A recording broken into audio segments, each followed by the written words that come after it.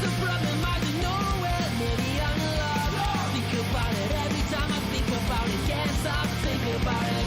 How much longer will it take to cure this? Just the cure is gonna get it. You know that if it's love makes me wanna turn around and face me by it. Don't know nothing but love. Oh, come on, turn a little faster. Come on, when we're far after. Come on, 'cause everybody's after love.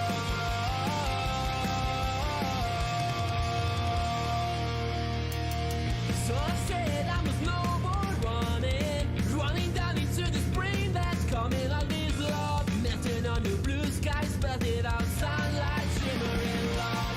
Well, baby, I sure rather drink strawberry ice cream. Never ever end up all this love.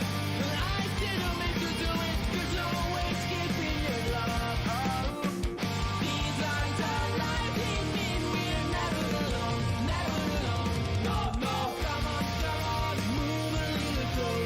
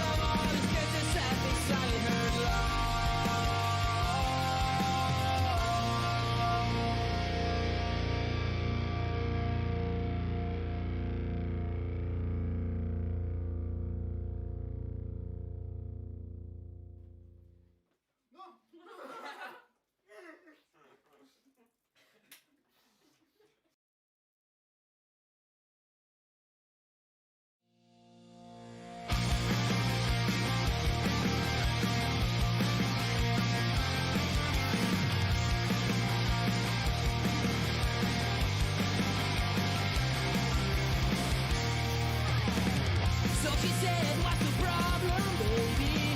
What's the problem? I don't know. Well, maybe I'm in love. Think about it every time I think about it. Can't stop thinking about it. How much longer it really takes to cure this? Just the cure is gonna get it. You know that if it's love makes me wanna turn around and think about it. Don't know nothing but love. Oh, come on, turn the leader faster. Come on, when we're far after. Come on, 'cause everybody's after love.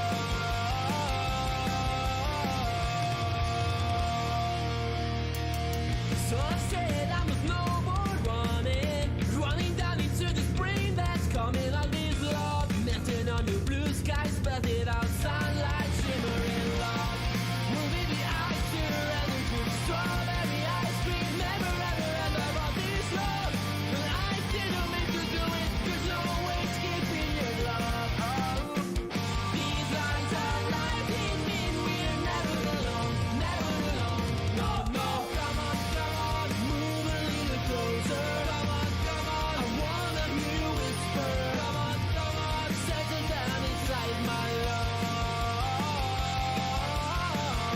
Come on, jump a little lighter. Come on, if you feel a little lighter. Come on, really was so fun and time in love. Accidentally in love. Accidentally in love. Accidentally in love. Accidentally in love. Accidentally in love.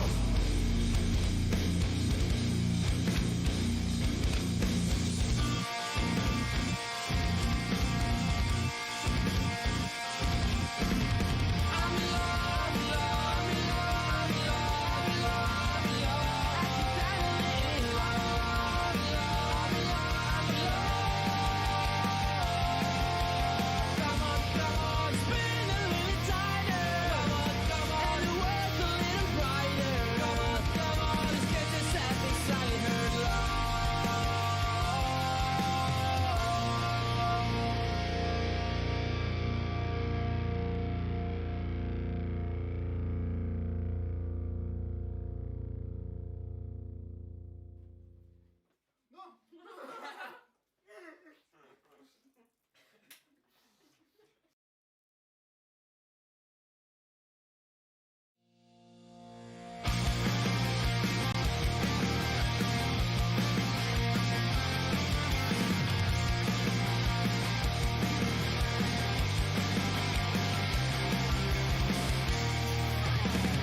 So she said, what's the problem, baby?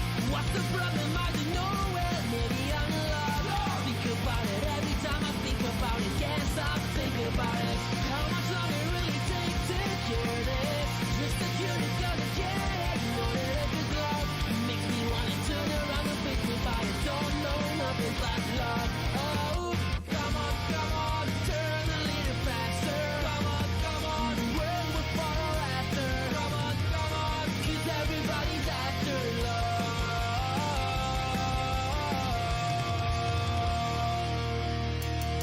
So I said I must no more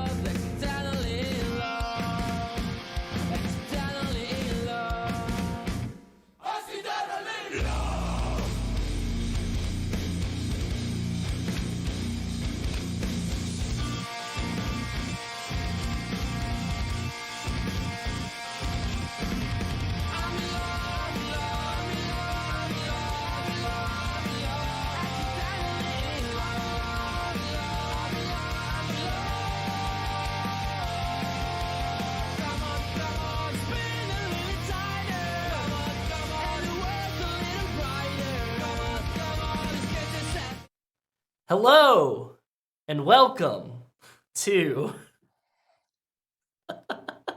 I'm sorry. To a very special charity one shot of Shrek 2.5 taken far, far away for using the City of Mist system as we are raising funds for the Trevor Project, as you can see on our screen here. I am your MC for the night, your master of ceremonies, Wes, or Brother Wes. And I have with me here a very colorful, wonderful cast of characters. You fucking guys. Um, yeah, a very wonderful cast of characters here that are playing from some very special characters from the Shrek cinematic universe, or the SCU, to those that are fans of the crowd. The lore tonight is going to run deep. It is going to go really deep. Tonight's story takes place in between the films from the Shrek cinematic universe of Shrek 2 and Shrek 3. You might see some characters from different video games or sing-alongs or whatever. You know what you're here for. It's fucking Shrek. It's a franchise. And we're all here. Let me tell you why we are here, though. So for this whole month, for Pride Month, we've been raising money for the Trevor Project. The Trevor Project is a nonprofit organization that has set up crisis helplines as well as multiple learning centers, training, like manuals and pamphlets, educational materials, as well as doing training for on-site crisis counselors in areas that do not have LGBTQIA plus youth crisis centers. They do a lot of excellent work. There are a lot of people that you know in your life that would not be here today if it was not for the Trevor Project. I, for one, am one of them. Zeke as well. And there are a lot of other people in our community as well. So I felt it was important to give back to them for all the wonderful stuff that they do. So tonight we're going to be using the City of Mist system. The City of Mist system is by Son of Oak Game Studios. It is like you take Powered by the Apocalypse and Fate and you squish it together. It takes its inspiration. So City of Mist is perfect for this game, set in the Shrek cinematic universe, because within City of Mist, you play a person, an everyday person that has been inhabited by the spirit of a legendary folktale hero or fairy tale character, or ideal or artifact, or even a location like Atlantis. And it is a neo-noir or fantasy noir system in which you try to solve mysteries together. Something has brought your group together to solve a mystery. It is a very, very wonderful system. It is a very reasonably priced system. We had a lot of fun with our session 0. So if you can, go check out Son of Oak Game Studio. You can grab like the full core set for like $140, $150 right now. And then you can also get the ultimate set, which has every single supplement book that they've written for it, all the cards, dice, a slipcase, all the core books, everything in it for $200, which is a fucking deal. Because I guarantee you getting all the books for like D&D or something like that, it's going to cost you way more than that. So, I fucking love y'all. Before we get started with everything, before I set the scene, I want to introduce my lovely players, and we're gonna start clockwise, starting from the top and working our way around back to me. Charlie, who are you? Who are you playing this evening? Hi, my name's Charlie, and I'll be playing Pinocchio, the puppet. Perfect. Zeke. Do the voice. No, not yet. Do the roar. Do the roar. Do the roar. Hi, I'm Zeke Nelsons. I'm one of Wes's moderators. I'm very happy to be here. I am playing the Pied Piper. Excellent. Sade? Hello, Sade here, and I am playing the Big Bad Wolf, or Wolfie. Amazing. Leslie? Hi, I'm Leslie, and I will be playing Tinkerbell. Fantastic. And last but certainly never not least, Nick. Hello. Today I am Nick Francia. I'm also Puss in Boots. Hopefully I'll keep this accent up for the entire game. Probably not. I'll try. Pray for mercy. Oh, I'm from Gehenna Gaming. You're fine. You're fine. Yeah, it's fine. That's fantastic. So this evening is going to be wacky. It's going to be fun. I'm going to have full disclosure here. This is my first time running City of Mist. All right, I have only ever watched it be played. We went over all the rules. I have the rules up in front of me, so things might get wacky. But if Amet from Son of Oak is watching, or if anybody that is involved in that game is watching, I do apologize ahead of time, but also thank you.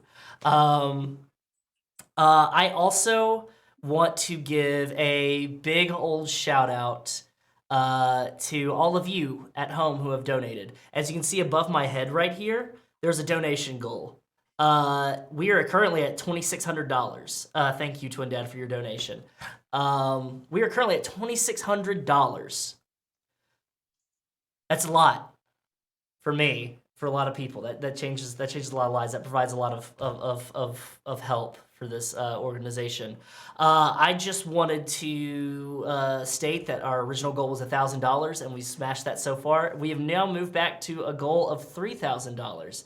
Why stop there? Let's go 4,000. Let's go 5,000. Fuck it, And there's going to be some incentives to help incentivize you to spend your money for this evening. Now, throughout the entire month, there have been incentives for me and Big Dad Ben Walker to run games for people. Those are still there until they run out, until they fill up, and then those won't have those anymore. For this evening, for $5, I will receive an MC move.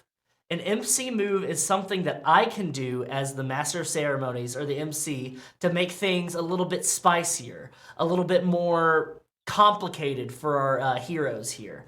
I can add a story tag. I can reveal a custom move. I can intervene within the players if they try to do something. I can complicate things. I can turn their moves against them. I can give them a status. I can remove a status. I can force them to make a hard decision. I can burn one of their tags if I want to. So typically there are things, if they fail a roll, then I get an MC move. But if you donate $5, then I just get that in my pocket. That's just for me to keep and to pull out whenever I see fit.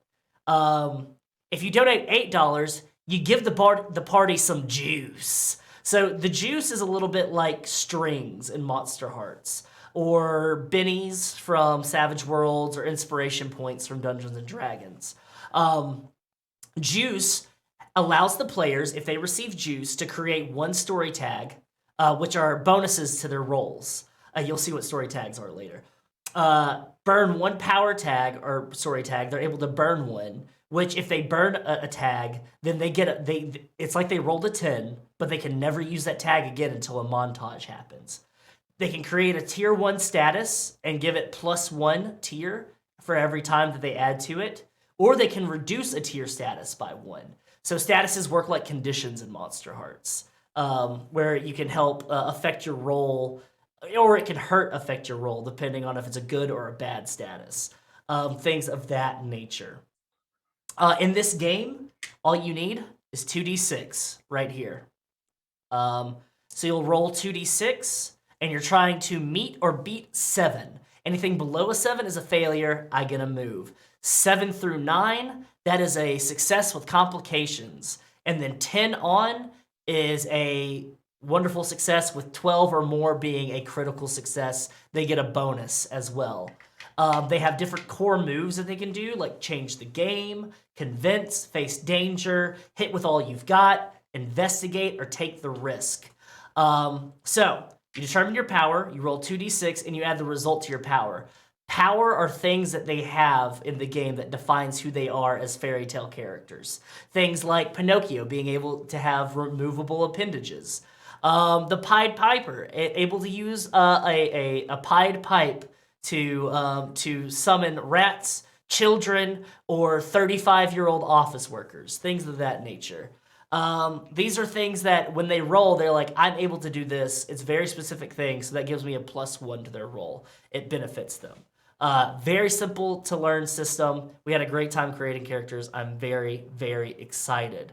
It's called Ogre Drive. Oh my god, you guys are fucking killing me right now in the chat. All right. There are some more incentives.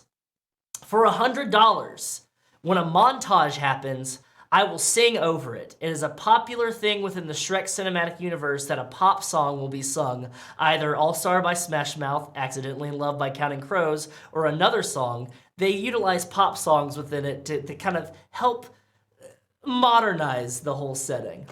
So there's 2 of those because I don't want to sing the entire time. Those are for $100. It's $100 because I don't want to sing the entire time. But if you want to see me sing, then consider donating. Finally, the big incentive for tonight.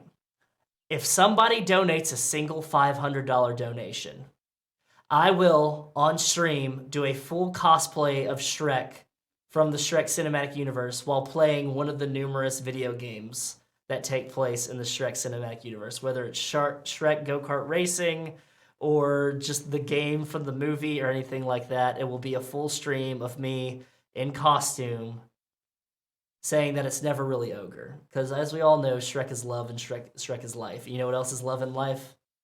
Donating to charity. Can 2 of us each donate $50 if you will sing? I'm sure, no. Okay, no, I'm gonna put my foot down right now. It's $100. You have to hit the incentive because there's 2 of them. So it's $100. So you can PayPal each other. One can PayPal another person, and then you can donate and say, this is from both of us. But I got to put my foot down sometime. Our last stream got a little wild with the Epic Rap Battles of History videos.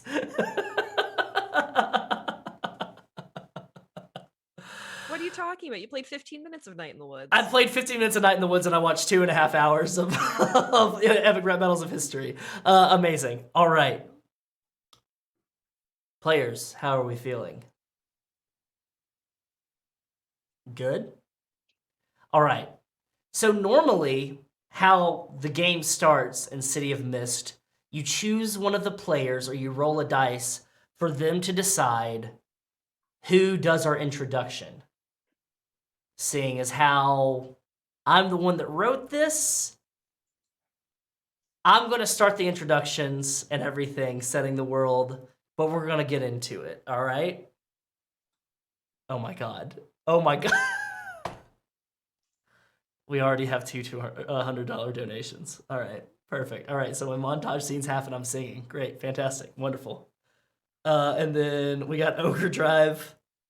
All right, fucking goddamn it. Okay. So y'all start out with a juice. Perfect. Y'all each start out with a juice. All right. So let me go ahead and get my music ready here. Jesus Christ.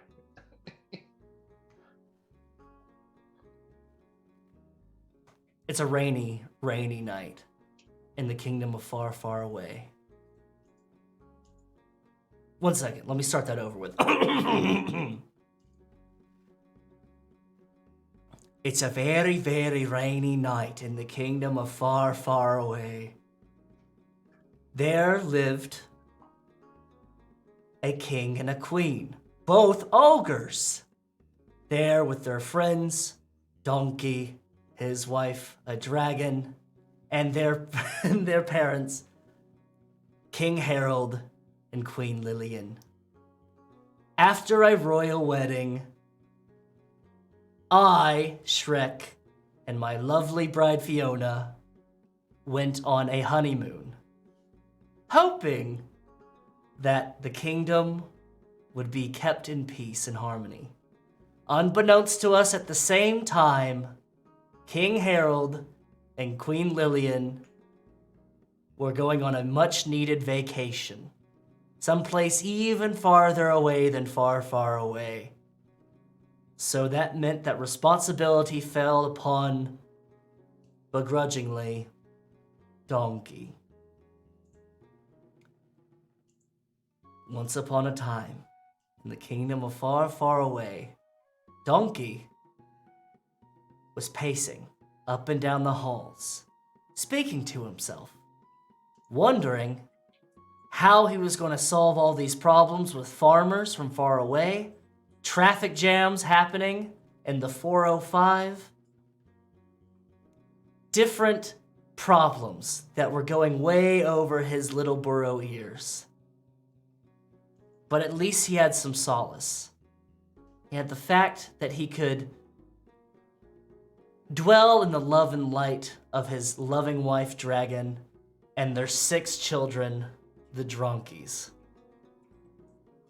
The Dronkies were a rambunctious, wild, lovable sort.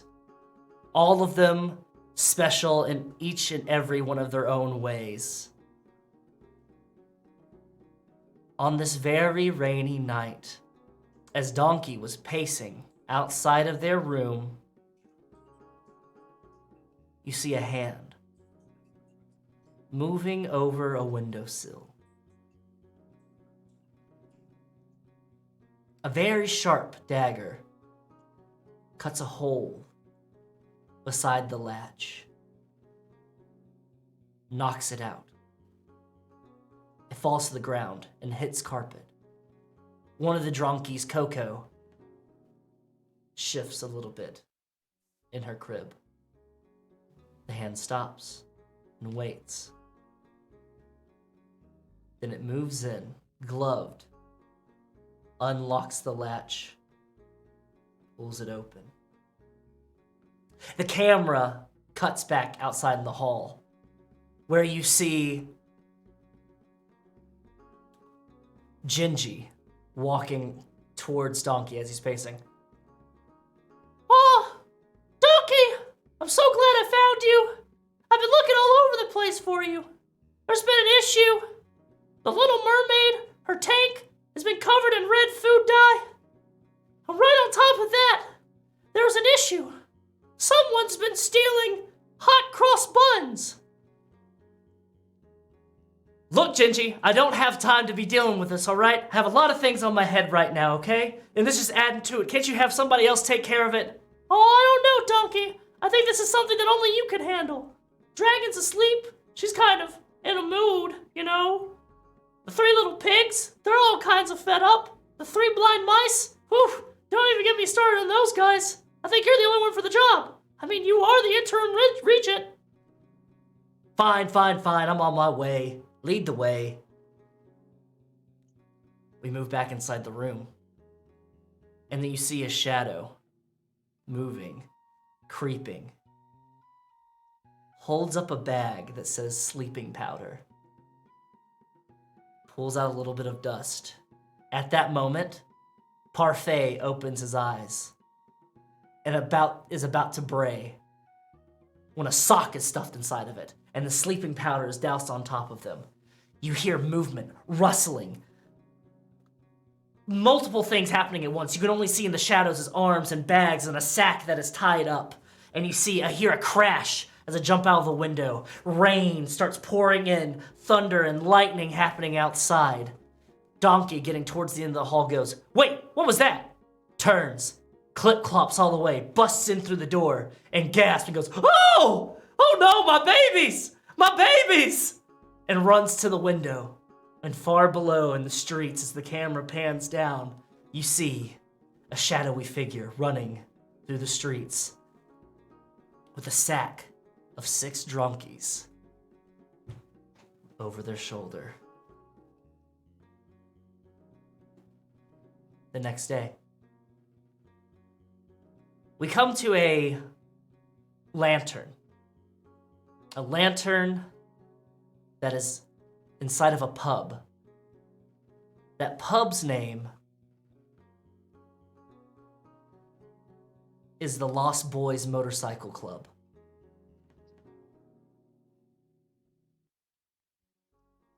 There you see multiple children, former children, that have now started to grow a bit of facial hair. They're starting to gain a little bit of musk, sweat. Their voices are changing, are all sitting at a bar, dipping their spoons into bowls filled with imaginary food, shoveling their mouths full of it. The lantern is closed off, shuttered. And inside you see a small fairy, pixie almost, wearing a dress of green leaves, small wings on her back, waking. How do you wake up, Tinkerbell? Well, I really think it takes a few minutes, because she's not like in a real big hurry. I mean, this is like her job. She kind of just is a lantern now. Ever since Peter Pan sold her, I mean, it's kind of just her gig now. It's really easy to find work. So I think she takes a little bit, because usually it's like she switches shift with another pixie who comes in and trades with her.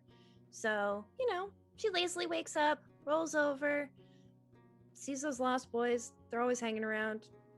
Haven't found anything better to do. Now they smell bad. It's not really ideal. But You've changed a lot of hands being sold. You were originally sold by Peter to Lord Farquaad, and then after Lord Farquaad was deposed, you were put into, well, unemployment. You kind of just wandered the streets, did whatever you wanted to do until you could find a job. And you shacked up with old Mother Hubbard, who lived in a shoe. And for a while that was fine until one of your nights where you kind of got a bit too much into the pixie dust, knocked over the lantern, which in turn knocked over a broom, which in turn knocked over one of Old Mother's children, which in turn knocked over another shoe, and then this wild Rube Goldberg machine knocked over another lantern that was filled with a candle, and Old Mother Hubbard's house burned down, and he didn't have a job anymore. You went through more and more jobs until finally the Lost Boys were able to pick you up. They had finally ditched Peter Pan. They started a club of their own, where they were able to ride and go and do deals, nefarious deals. And it was fine for at first. You were glad to be around the boys again, until you realized that they just picked you up because of your access to pixie dust. You see, in the kingdom of far, far away, pixie dust, it's a hot commodity. You wake up, you knock over a bottle, a tiny little pixie bottle, on your nightstand. Try to catch it, but it clatters to the floor, and you hear a Tink's awake! Oh, Tink's awake! Oh, geez, Tink's awake! Oh, yeah, Tink's awake! Oh, yeah! Tink's awake. Yep, she is. And all of the boys just pop in front of the lantern. They go, "Wake up, Tink! Wake up, Tink! Wake up, Tink!" I'm awake. So happy to see you all. Yeah, we're happy to see you too. Okay, Tink, we have a great big day today. You understand? We've got to go ahead and make a delivery to the kingdom. Apparently, one of the, the cobbler, you know, he's been working overtime to make all those shoe orders. And, well, since he doesn't have the elves around anymore, he needs a little bit of a pick-me-up. You understand what I'm saying? It's a really big order. A really big order? Should I call in some backup? Well, I mean, you have backup? There's that was more of you? sarcastic. No. Oh, no, oh. I don't call other people. This is it. At that moment, the door slams open. Everyone turns. These children, they're all wearing various states of animal skin and different face paint and things of the nature, as the Lost Boys dress, but they also have a unifying, like, leather vest, a cut that's known amongst biker gangs. With each of them having their nicknames on it, their rank, with Lost Boys MC, and there's a alligator with a clock in its mouth as their emblem. And you can see a small patch that says 0.5% on it in the bottom corner. And they all whip their heads around, each of them pulling out chains, play swords, things of that nature. And you see a hooded figure. It hiccups, goes,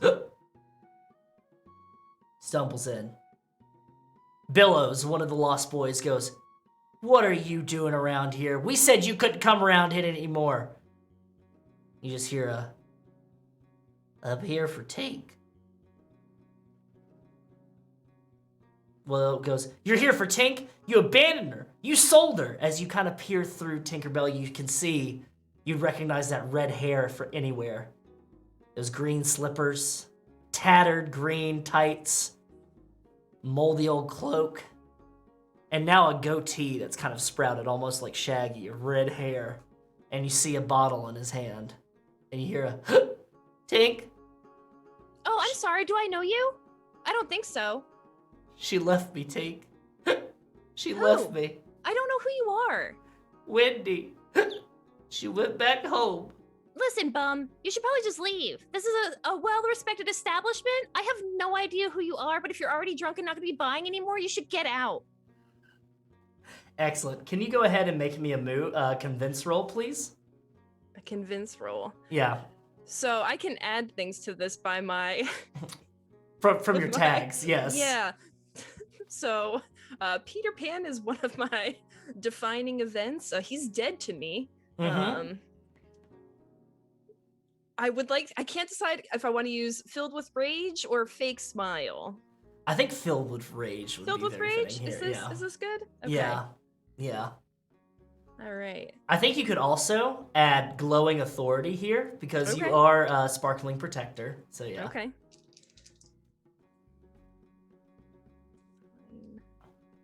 Okay, that's 12 then. 12.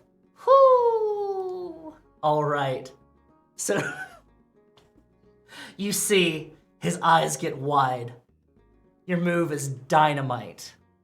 And he goes, Tink, you can't talk to me like that anymore. I'm special, all right?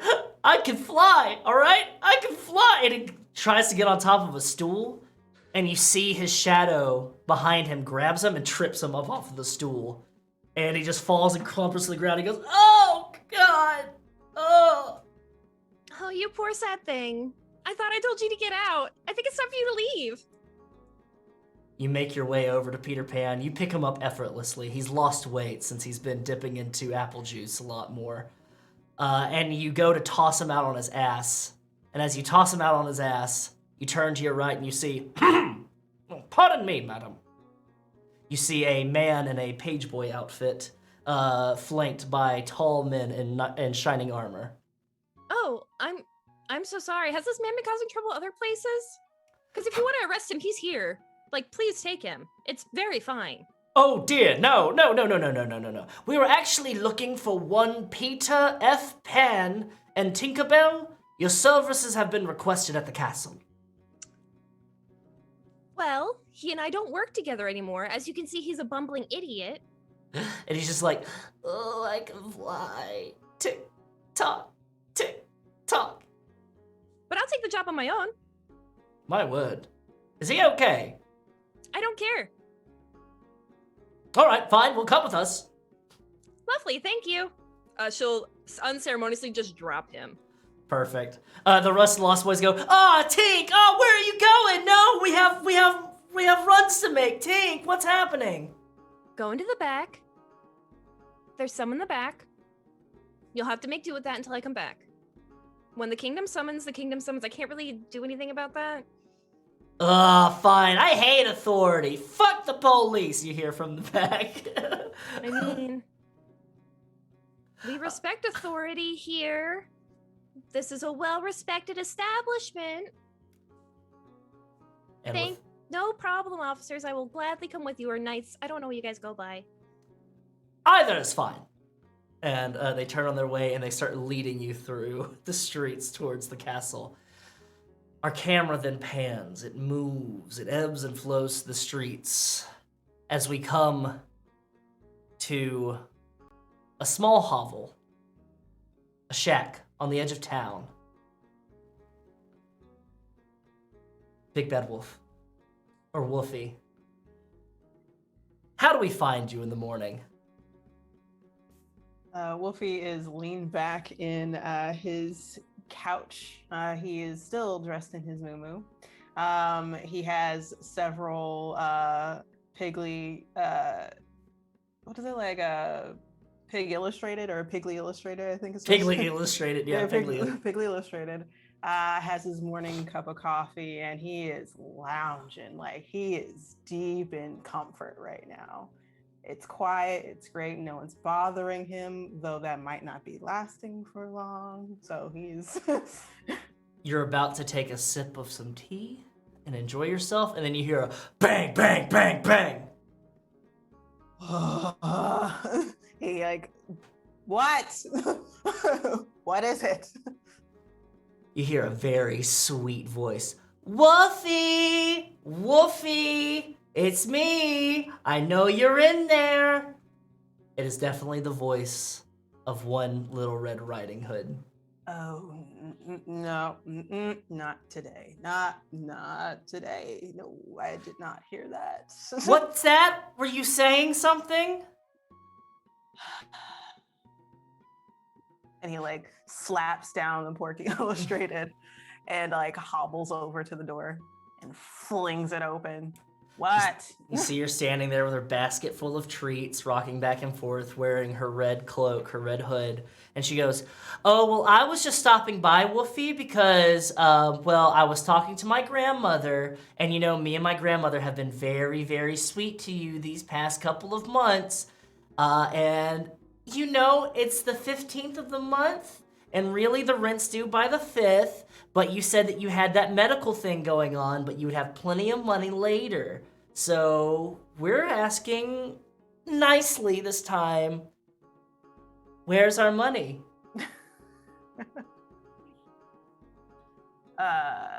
I will get that for you later today for sure. Later today, like lunchtime or dinner time? Think second lunchtime, early dinner time, yes. All right, well, I'm going out for brunch with Goldilocks.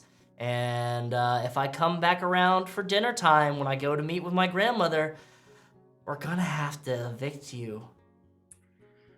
I understand the subtle threat, Red, but I will get you that money for Okay, sure. good. Also, the 3 little pigs were looking for you. Apparently something about you're late on your payment for the insurance claims that happened when you blew down their little I'm houses. gonna like slam the door in her face. Have a great day! And you can see her through the window, just like tramps around through. What do you do after that? I like secretly like flip her off through the door and go back and just like go back to my tea. Hopefully it's not spilled, and I plop back down on the couch, back to my Illustrated. Your tea's fine. You plop back down. You grab your Illustrated. You open it up. You're zen. You're about to open up another article, and then you hear a pump, pump, pump on the door. What is it? Formally requesting the Big Bad Wolf, please. And he like more jerkily, pointedly stands up, push it, and this time he does spill his tea, and he's very upset by that. So that just adds on.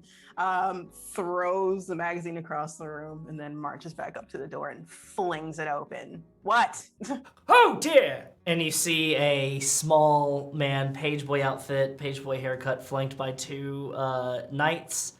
Flanked by him, goes, "Hello! My name is Archibald Van Peters III. I am a page. Don't know, don't care. What? You are formally being requested by his royal regent Donkey to be presented at the castle Toot Sweet. He said, get Woofy. Woofy's the one that can solve this. Woofy's got that big breath, the really big breath. Are you writing this down? Are you writing everything I'm saying down? Now I'm really self-conscious about it." That does sound like Donkey. Okay. Sure. Wasn't like I was. Yeah. Sure. Let's do this thing. So he looks at sadly at his spilled tea, his flinged copy of like gets rid of a comfortable morning, and is like, fine. Grabs his keys, closes the door. Pardon me, sir. I'm not one to state on the way that people are dressing, but you are presenting yourself to the king, regent. Are you dead set on wearing that? And he gestures towards your muumuu and bonnet that you're wearing, your nightgown and bonnet. You got a problem with me wearing a grandma muumuu? Go ahead and roll me a. Let's do convince. Let's go ahead and do convince. Anything for convince? I don't think I do. Unless what big eyes you have to like scare someone. We could say what big eyes. Yeah, what big eyes you have. Yeah. 8. He goes, "Oh, pardon me. No, of course not. Are you assuming things right now? Oh That no! doesn't sound very Regent specialist of you. Oh, by no means. Please, walk ahead. You know your way to the castle. Also, me and Donkey go way back. I don't think you should be talking to me that way. Of course. He did mention that you were close friends, very close friends. Reginald, Jeffrey, would you please mind standing in front of me? And you see the two armed guards kind of stand for him. Go this way, sir. Thanks. And he starts walking ahead. Perfect. The camera makes its way even further through the kingdom as we get to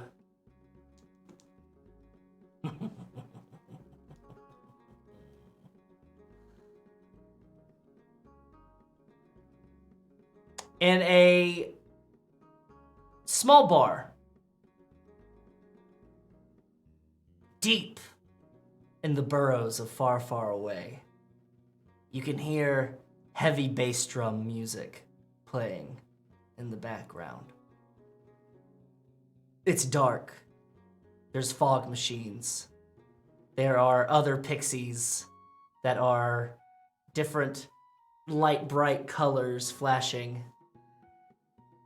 And you see two very nicely made leather boots perched on a table. You also see a woman in an apple-themed lingerie set dancing in front of the table. And then the song stops and goes, "Is there anything else I can get for you, Mr. Puss?" As the camera pans around and we see an orange tabby cat wearing a hat with a pile of gold on the table. No, of course, senorita. Oh, except maybe another glass of milk? Milk, just for you, of course. And then gives you the little chin scritches. And turns and does a little like booty like shake towards you as Gotta get the catnip going. Yes. As you see a troll in the DJ booth go, "And coming to the stage, Rella, Cinderella." All right, fellas. Puss, you've been in this establishment for quite some time. You were paid handsomely by King Harold to for your services rendered. Of course. Was hired to kill an ogre, but instead, I stopped in a usurper of a kingdom. My debts repaid. Your debts repaid. As always, you smell something. It smells real bad.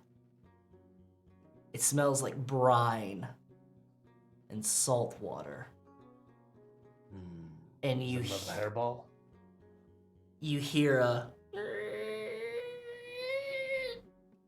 as a hook drags its way across the wall and appears, and you see a hook-nosed man with black curls, wearing a hat almost as garish as yours.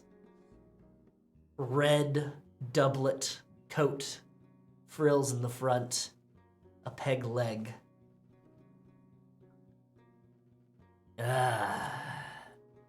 Mr. in Boots, a pleasure to see you.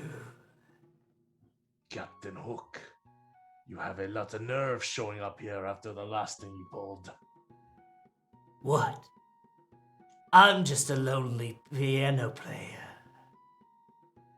Though, I think I have something that might catch your fancy, mate. Well, you know what they say. Curiosity, it killed the cat.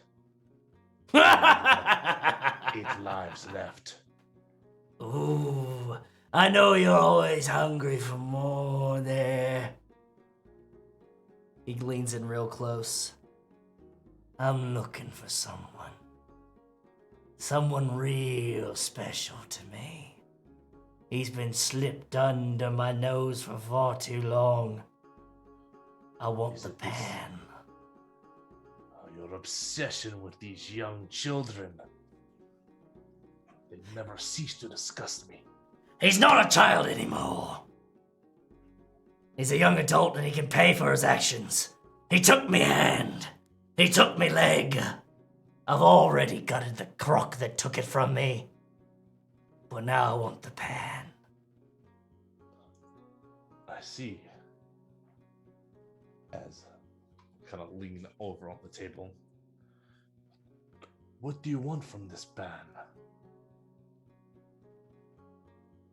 I want the shoes, the shadow, the whole damn thing. And he takes the hook and he while he was talking, he was drawing a stick figure pan, and then he does crosses an X through it. Wow, that does sound very convincing.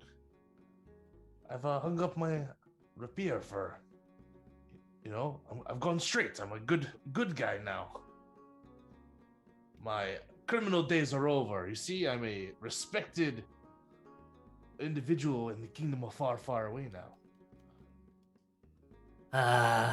I've heard all sorts of things.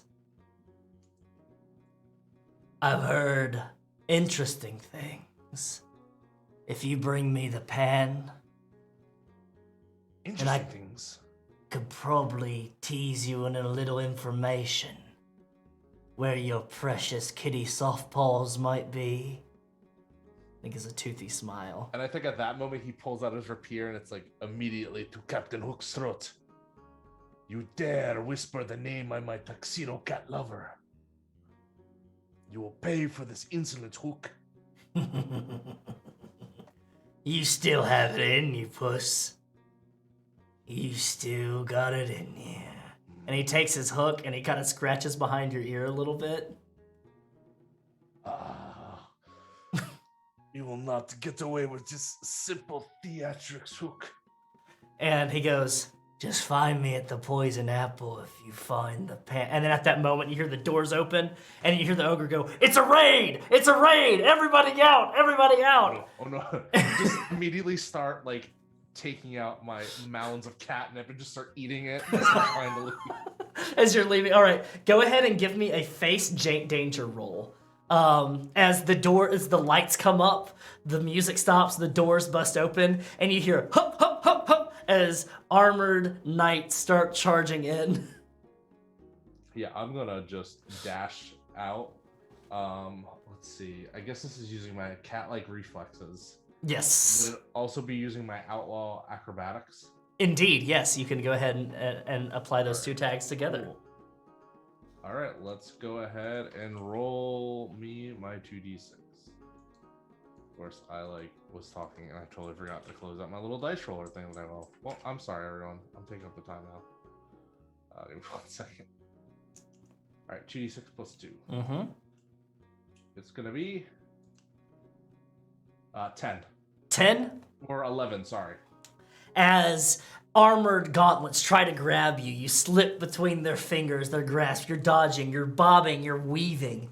You go and you're running around and you're trying to clop through, and you make your way out the back door, and you run smack dab into Captain Hook, and he looks at you and he goes, don't forget, pussy, the poison apple. Bring me the pan. And he turns and he runs the other direction, and he's fucking getting it on his peg leg. He's fucking running. He's fucking making some headway. You turn to to run down the opposite alley. You're making your way, you're bobbing, you're weaving. And then all of a sudden you hear a roar as Dragon lands right in front of you. And you see Donkey slide off the tail and go, Puss! My fellow ass, how have you been? Buddy, I need you. I'm going to ignore that comment, and I'm going to tell you right now, I need you to hop on Dragon. There's been an emergency. And you can tell that his little donkey eyes have been crying a little bit, and he goes, the dronkies, they're missing. They've been drunky nabbed. I am the only one who can find a kidnapped drunkie. It's one who catnaps himself. I am in. Perfect. Hop on. We're going to get there real quick. I have other people coming to the castle.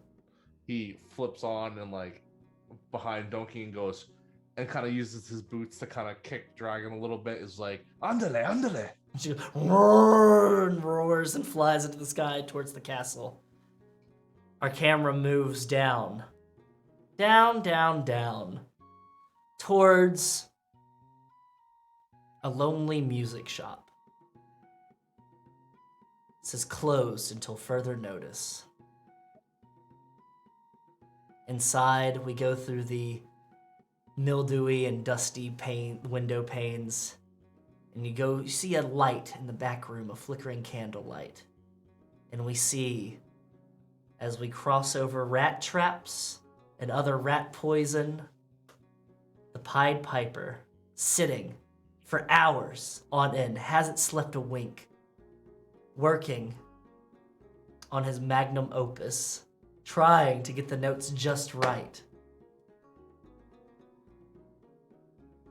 Piper, how long have you been working on this magnum opus for?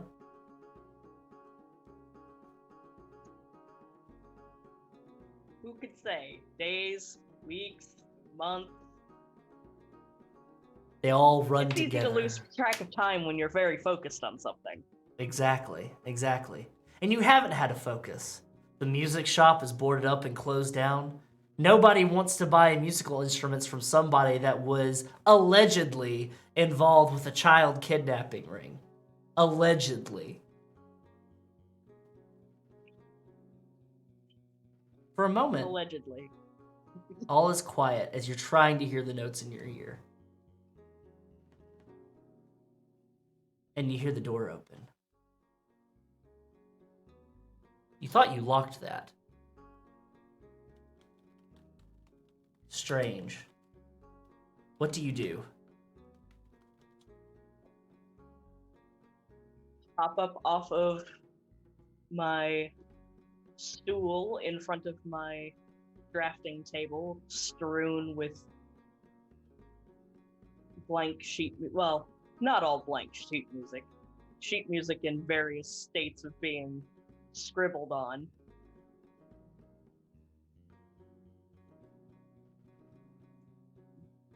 Grab my cloak, whip it around my shoulders, and grab my pipe. And slink towards the door of the back room where I'm working. Mm-hmm. Put my back against the wall and peer over my shoulder to see if I can see who's entered my shop. So you're being stealthy, so go ahead and give me a sneak around check, please. Okay. Let's see. Sneak around. Let me see what I've got that might apply to that.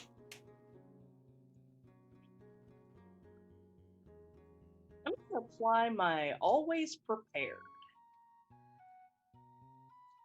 Perfect. Go ahead and make that roll for me, please. That would be an 8. An 8. Perfect. All right. You sneak in. You sneak around. You look. And in between the shelves, you can see a white shape. Seems a little bit fluffy, wearing a coat of some sorts. Moving around, grabbing things, and it's going, oh dear, I'm late. Oh, I need a little bit of this, a little bit of that. Oh, he won't see that. He won't find it missing at all. It'll be fine. Oh, I'm so late. And you're sneaking down the aisles and you don't notice there's one rat trap that hasn't gone off. And you step in it and you hear a crack, snap on it. And this white shape turns and goes, oh dear, you were supposed to be gone. You're not supposed to be here. Oh, as you see the white rabbit moving with a bag of different tiny little instruments in his hand. He goes, I didn't think there was anybody here. I promise, completely.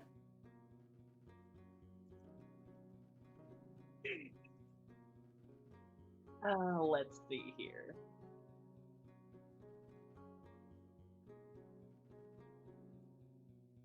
So, the piper, being the piper, puts the pipe to his lips and plays a little tune that roughly translates to, so just because I wasn't here, you thought that would make it okay to just come in and take my things.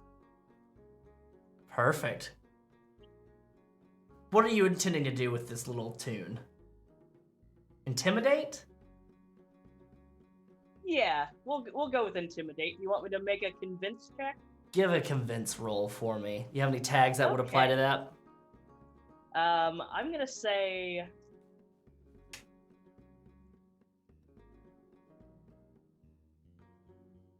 I'm gonna apply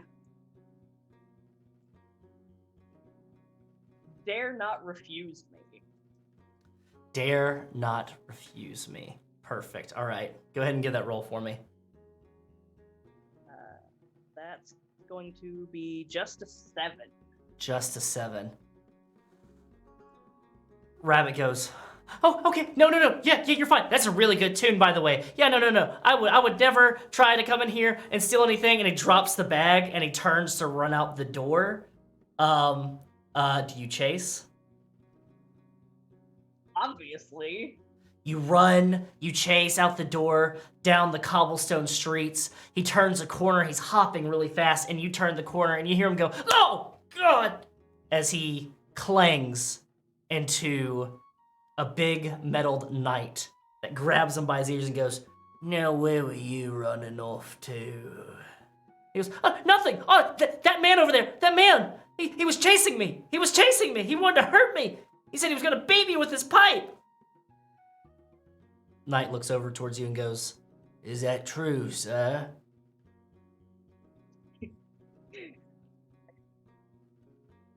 Piper's going to play another little tune on his pipe, roughly translating to, no, of course not. This rabbit here was trying to steal from me. I'm gonna roll another convince, and this time apply charming bard. Okay. And that one's gonna be an 8. 8. Knight goes, yeah, okay, yeah, of course. Of course, that makes sense. Fine, upstanding citizen like you've got a flute. I've never met a criminal that has a flute before. That makes perfect sense. I'm taking you in. And then you hear hold up, 1 moment, please. Please. Oh, I knew I heard that pipe from anywhere.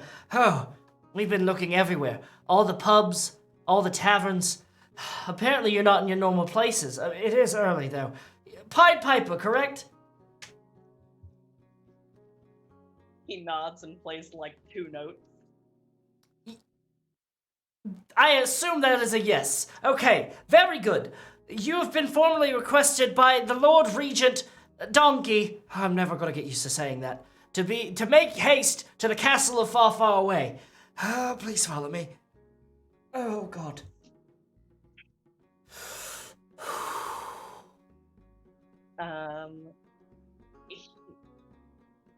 He's gonna respond again in musical form,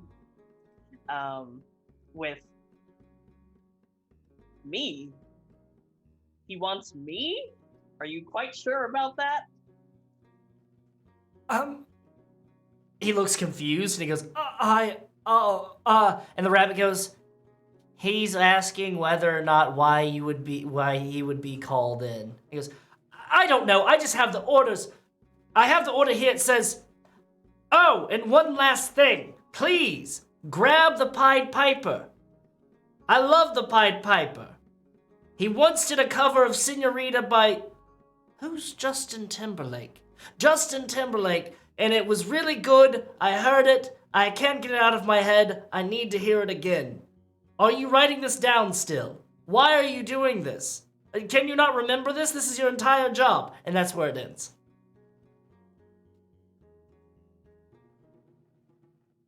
Piper's just going to.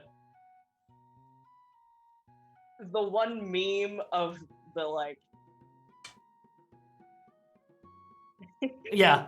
And just shrug and walk over to the guy. Thank you. And the camera pans up, and it goes all the way up to the castle. Into the castle. We find ourselves finally in the kitchen, where nobody's supposed to be, except for one chef. One chef that slaves and toils all day trying to make food for this entire kitchen.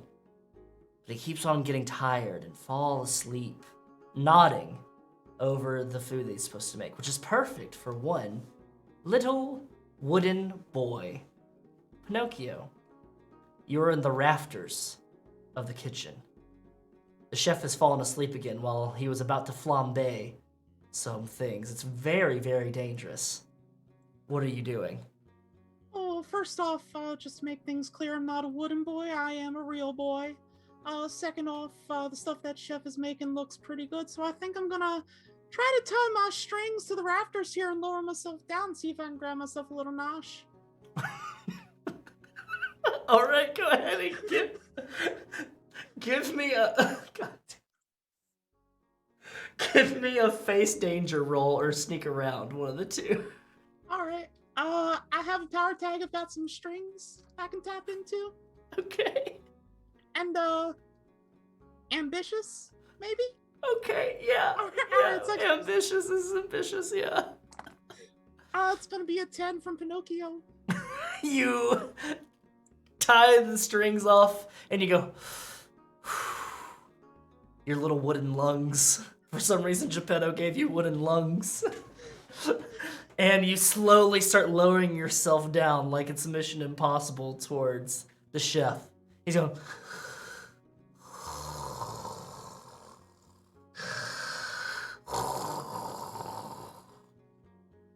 You're about to grab some of the sweet rolls that he has off to his right when the door bursts open and you see Donkey bust in and he goes, "Hey!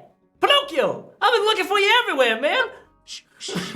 And you hear the chef and he goes, "Oh," and he goes, "Yeah, we got a big meeting. Everything is really important. My kids are missing, man. You gotta help me out now."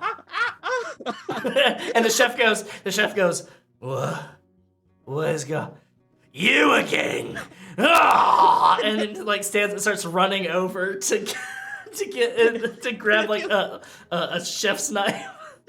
Pinocchio pulls the strings down like from their ties in the rafter, tries to grab as many sweet rolls as he can, and says, "All right, we're gonna go, Donkey. I'll help you find your kids, but we gotta cheese it before this guy tries to get me again."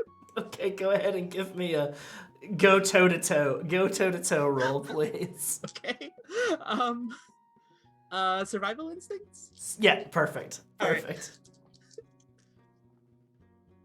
It's gonna be a 9. Go. You go, and like you grab them, you start jumping around, and then like the chef is like trying to stab you and trying to chop at you, and you're bouncing around, you're clattering around, and Donkey's like, "Oh God, he's got a knife! He's got a knife! Somebody stop him!" Oh, and he goes, "Wait, I'm the king. I can do it. You gotta stop." And he goes, "You're no king. You're a donkey. You'll be good for the next meal." And he goes, "Oh, run, Pinocchio, run!" I'm running. I'm way ahead of you, Donkey. And as you run out the door, a potato peeler goes flying at you and hits you right in your butt as you run out of the room. We're going to fast forward a little bit. As we go to the room where it happened, the room where this nefarious crime occurred. And you're all standing there. The page is in the corner, just like sitting in a chair, reading the Far, Far Away Gazette. And Donkey is pacing back and forth. And you're all in a room together. And he goes, I'm so glad that I can have you all here together with me. You're gonna help me out, right? You gotta help me out. My 6 precious, beautiful donkeys are gone. They're missing, and only you can help them. I mean, Sweet Eclair was sleeping right there. Peanut, probably all nuzzled up like a peanut. Debbie and Coco, but and you see a guard go, There, sir. It'll be all right. He goes, don't touch me. I'm distraught. I'm distressed. I might as well be wearing a dress. No offense, Big Bad Wolf. None taken. It'll be all right. We will get your children back. I swear on it. Okay. Yeah, you can count on us, Donkey. I mean, King, Absolutely. Your Majesty, Regent. Yeah, we'll do our best. Whichever. King Donkey's just fine with me. I think it's a very fitting title for me. Well, I'll leave you to it. I'm gonna go eat some hay or something and think about this. I'm just so busy. So busy. Bluebeard's getting married again. He does that a lot, doesn't he? Quite often. We have to have another wedding here. He always hires the same place. I would also say it's a little concerning, Wolfie. Very concerning. Quite a bit. I hear the parties are so good that heads roll. That's not what I hear, but sure. God damn it. I hear someone else's heads roll, but you know, rumors. You never know. Also, bar talk. Those Lost Boys talk about everything. Our page, Archibald here, has all the info you might need, and we're going to leave you the room to search for evidence and clues. All right? All right. Dragon! Dragon Sweetos! And he's going to run out of the room. You have the room to investigate. What are you doing? I'm going to sniff out the truth. So investigate, I'm assuming? Investigation roll? Yeah, and then, investigation roll. I'm going to... So I want to use both my eyes and my nose. So can I do Yeah. what big eyes you have and sniff out the truth? Yeah, you can do both. You can. Yeah, they do stack. Your tags do stack. 10. 10. You start sniffing. You see Big Bad Wolf get on his all fours, start sniffing around, looking around, and you see flecks of muddy footprints.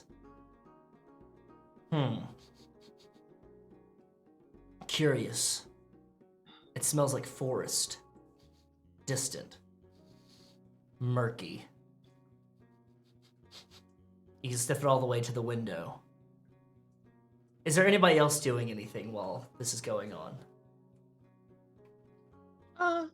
I got something. Mm-hmm.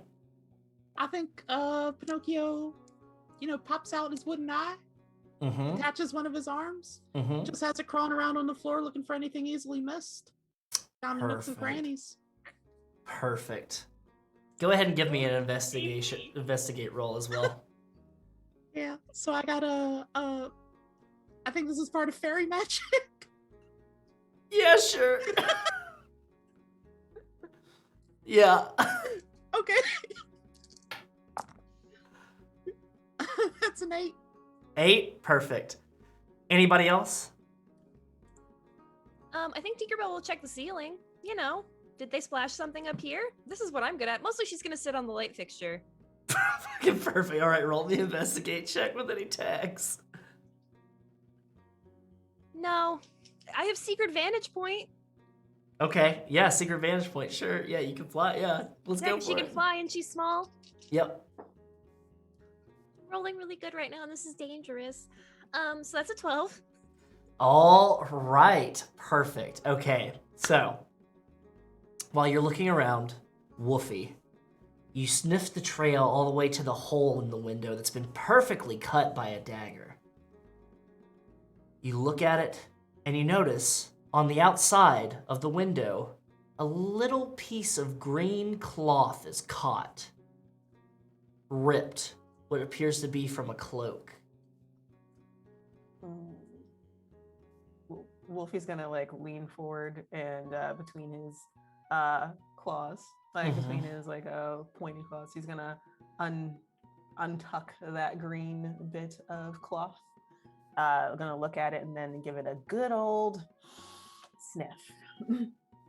It smells just like the forest, like woods, and maybe ale? Wine, maybe? Incense? Interesting. You crawl around on your fours, Pinocchio, with your arm extended and your eye, and something you're moving around, and you're not really seeing anything until you see a stack of what seems to be edicts, papers, all rolled up. Not been opened at all by Donkey. They've been unattended. You go through and you see one that's on top of it. It's fresh. It has a wax seal that has a skull on it.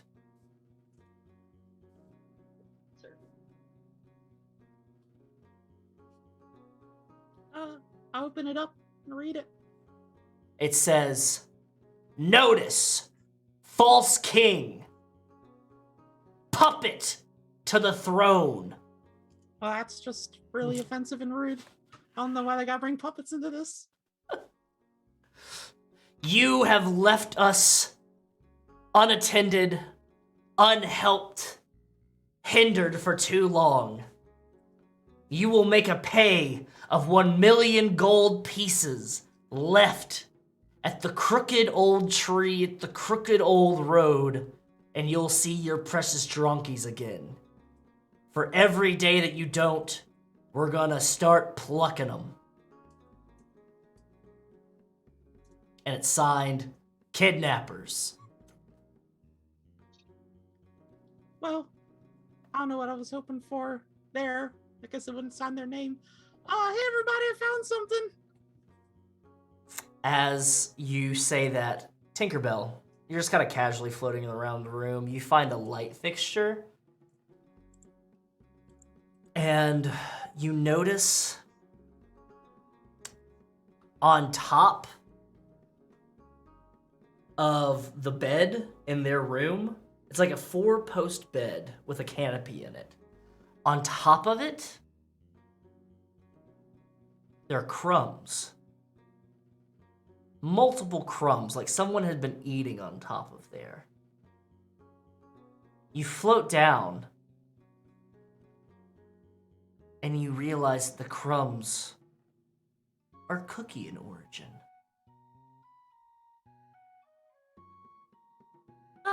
So there's like cookie crumbs up here? I don't think any of the drunkies are eating up on this light fixture, so we might have a cookie culprit. Archibald the page goes, "Oh dear, they're eating everywhere. You can't get them out of any place, alright? But cookies, drunkies don't eat cookies." That's also a good point. I didn't think about what drunkies would eat. Well, how could you? You're a tiny woman that glows brightly. You would not. Are you a veterinarian of some sort? Absolutely not. Is it your job to just insult people? Oh, sorry. Hear ye, hear ye! By order of the king, daylight savings time has been abolished. That's about what I do. That's all I do, really. Did they really get rid of daylight savings time? Yes. It was needed. Yes, Oh, they that's did. fantastic. They Yeah, did. makes sense. The Okay. Lost Boys just didn't mention it. I think we still Really have a been pain in following the daylight ass. savings time. Well, yep. That's all I got. They don't eat cookies. I don't know. They don't What- eat what do you- cookies. what do Okay, you want good to from me? know. Well, Yep. so there might be a cookie caper. Or That's- thief is someone that enjoys baked goods. Someone that someone- might have witnessed what happened. Made of baked goods. Oh, it could also be a Dun, dun, witness. dun. You! But why did you make that noise with your mouth? Me? Yeah. Because it was suspense. It was because it's a moment of tension. I mean, it totally made sense know, in the It moment. did work. It's a musical but, Yeah. stinger. Like, it's all I about. kind of fading thought the mood. Piper might play something from his flute. but Wait, it didn't, yeah. so I did the dun dun dun. All we needed was thunder and it'd be perfect. It's Yeah. all about setting the mood, creating the scene. Fine. I will go see what we can do about finding a musical stinger or thunder around here. Simon Cowell might be somewhere around here. Oh yeah, Um, we could have him follow us. That'd be great. I don't want him to follow us. He's a mean man. He's a very mean. He He also, wanders he around. also smells like cheese and sadness. Oh my god. A little bit of wine, but like not the good wine, like bad wine. Like I cheap think we all wine. remember American Idol and Far, Far Away. Absolutely. Remember when he just declared himself the winner because he didn't like us? I remember. That was Depending unfair. on which action you chose in the DVD extra menu. Oh my fucking god, damn it. All right. So you have found clues. What are you doing with said clues? I have a question about the cookies that I found. Indeed. Is the kind of cookie identifiable, or is it just too small for me to actually pick out what kind of cookie it is? You take one of the tiny cookies, which is almost a handful to you, and Yeah. you take a bite out of it, and it has hints of ginger, a little bit of frosting in them. It tastes like ginger with some frosting, which is suspicious. Gingy. Piper's going to pipe in and suggest that perhaps they might go question the Muffin Man. The Muffin Man? The Muffin, The Muffin Man. The one that lives on Drury Lane. Indeed. Huh. Wait, but why the Muffin Man if we're looking for a gingerbread cookie? Isn't Well, that the what Muffin ginger Man is? made the gingerbread cookie Well, man. you see, Tinkerbell. He's married to the Muffin Man. He's married? To the Muffin Man. You're supposed to say the Muffin Man. Oh, sorry. I'm not from that universe. I don't get that gimmick.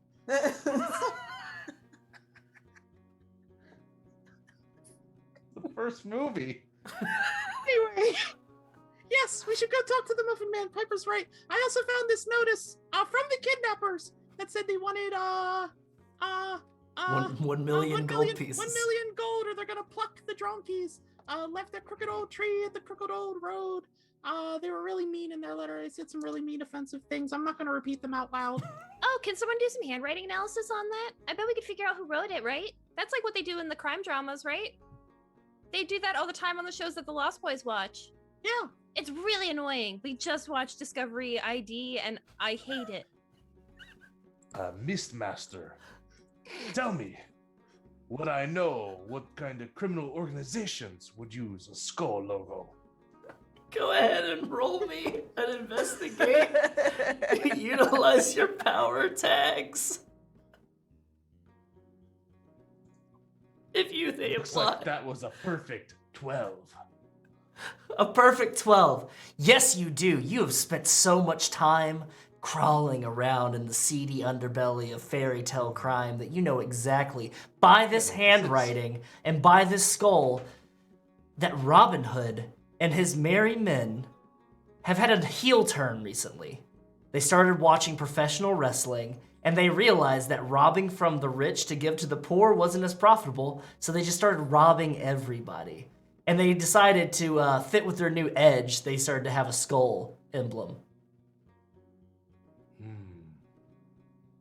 It seems that being honest and the saucy maids were not enough for this band of musical merry outlaws. This came from Robin Hood. That makes sense. And Wolfie pulls out like a green tuff. Is like he left this behind. Does Robin Hood like cookies? I don't know, but like I thought I don't that was know Gigi. I also thought it was gingy. I mean, Yeah. it tastes like ginger cookie. You hear from the doors, "Who doesn't like cookies?" As you see Gingy there with his candy cane crutch standing there without a leg and goes, "What are we looking at in here, everyone?" I'm gonna immediately go for my rapier and like press it lightly towards the gumdrop button. Whoa! What are you doing? Not the button! Not the gumdrop button! Tell me Tinkerbell's- everything you've seen, pastry Tinkerbell's gonna come down with cookie crumbs in her hands and be like, You were here up at the top up there. I saw there's little crumbs up there, and donkeys don't eat cookies. I should have Archibald did milk told when us. I had the chance. I need somebody to give me a convince roll, and they can utilize bonuses, a +1, because everybody else is kind of turning on Gingy right now. I'm gonna like do convince with what big eyes you have, and I'm gonna Okay. like get down to Genji's level and get in his face. So, and the lowly growl. 7. You like growl, and he goes, okay, I'll tell you everything. So after everything that happened in the castle, I lost Mongo, my bestest pal in the whole world. I didn't have him anymore, and everybody seemed so happy. So I figured, why not have some new playmates for Genji, you know? So at night, I would sneak up here. I'd hang out with the kids. They're all so swell, you know? All of them. Debbie, Coco, Bananas, Peanut, Parfait, Eclair. Each of them special in their own way. I feel so responsible! I was the one that pulled Donkey away from the room because there was so much happening, and I didn't know. And they were stolen, taken. So you weren't here when they were taken? I was outside. I was in the hallway. It couldn't have been me. It couldn't have been me. You have Pinocchio, remember? Remember? We go so far back. And you, Puss, I know you, and Pied Piper. Remember that one time I bumped into you and I said, watch where you're going, punk? That was great, right? Why did you not simply bake another Mongo? That's what we did last time. Because after the Muffin Man. The Muffin Man? The Muffin Man. The Muffin Man. The Muffin Man! I had my baking privileges revoked. King Harold said, no more for you, Gingy. That's why I still use this candy cane. You know how humiliating it is? To be the only cookie around here? Huh? Do you? No, I'm not a cookie. That's right, you don't know. You don't. Get it? I mean, I'm the only living puppet around here. It's so lonely. It's I'm the very only living lonely. cat The only living cat? that can talk. Do you know any other cats that can talk? Stand on 2 legs? I mean, I can talk to cats, but that's a different thing. I promise you, if you find those donkeys, I'll pay you all. More than what Donkey's offering. Those are my bestest friends in the whole world. Is Donkey offering something?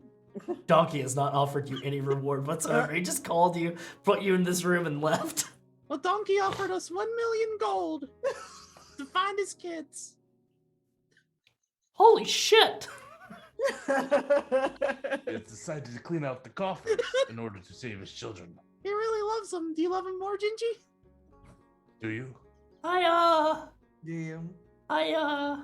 Do I got you? bills to pay. Come on, Gingy. You said they were your best friends. I've got Wait a about minute. 5 What punch. about 1 gun drop button? So I forgot. yeah, so Pinocchio. I need you to roll me a convince check, but it's at a -1 for your weakness tag. Yeah, that's fair.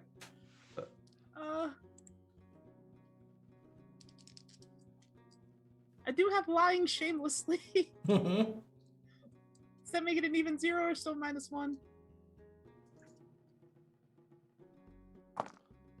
It Yep. doesn't matter. I rolled a 4. Okay. Your nose goes, "Woo," and he goes, oh shit, there's not 1 million gold in the coffers. I'm counting that all the time. No. Did it Okay. make you count the money? Yeah, it's kind of humiliating. That's not very nice. You're so small. I It's know. unfair. Thank you. You So understand. is that- I understand being small. I don't understand being a cookie. I'm sorry. But I so get the that's small why. thing. I tell you what, I've got 5 different cards to the Witch's Brew soup store that they're 1 stab away from free soup and salad if you save those donkeys. That's like food for like a month for me, so I'm kind of fine with that. Yeah, I'll take it. I won't have to steal from the chef as much, I guess. I would like money though. I bet we could convince Donkey to give us money when we get back. Okay. I mean, that's what I'm gonna try to do. I mean, Gingy probably doesn't have that much money, obviously. I think I'm okay with that. I think yeah. We'll talk to Gingy, talk to Dragon. Dragon might have an idea. You- you still have access to the bakery and Ah. cold, chilled milk. I mean, I can't bake, but I can get in there, yeah? Consider it done. And will Piper's rescue gonna these drunkies. chime in with, it is hard to buy food when no one's buying from your shop. So soup and salad's not so bad. I mean, the Lost Boys do give me plenty of food and money, but like it's not as nice as like the Witch's Soup and Brew. It's like what young adults like to eat. Like I can only eat so many Doritos in a day. All right. It's a deal. It's a deal for all of you. Now get out there. Go find those drunkies. Go find them. Piper's going to pipe in with, not to interrupt everything, but Tinkerbell, you said you can talk to cats. Oh, that was kind of a lie. I mean, like, sometimes it seems like they understand what I'm saying, but sometimes I don't. And when they answer back, it's just mostly garbles, so it's kind of hard. I can speak to the kitties. Well, that makes sense. You're a cat. Yeah. What about rats? I definitely can't talk to rats. I understand the sentiment, but can you speak to them? Oh, I could try. I meant the cat. Oh, the cat. You can talk. Yeah, I mean that's probably a better bet. Animal talk. So, Puss in Boots, can you talk to rats? Can't talk to rats. No, I can talk to cats because I am a cat. What is this not hard to understand? Gato can talk to Gato.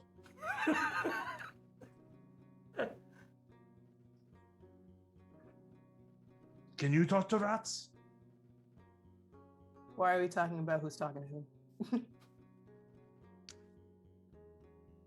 Well, if there were any vermin in the walls here in the castle, they might have seen something.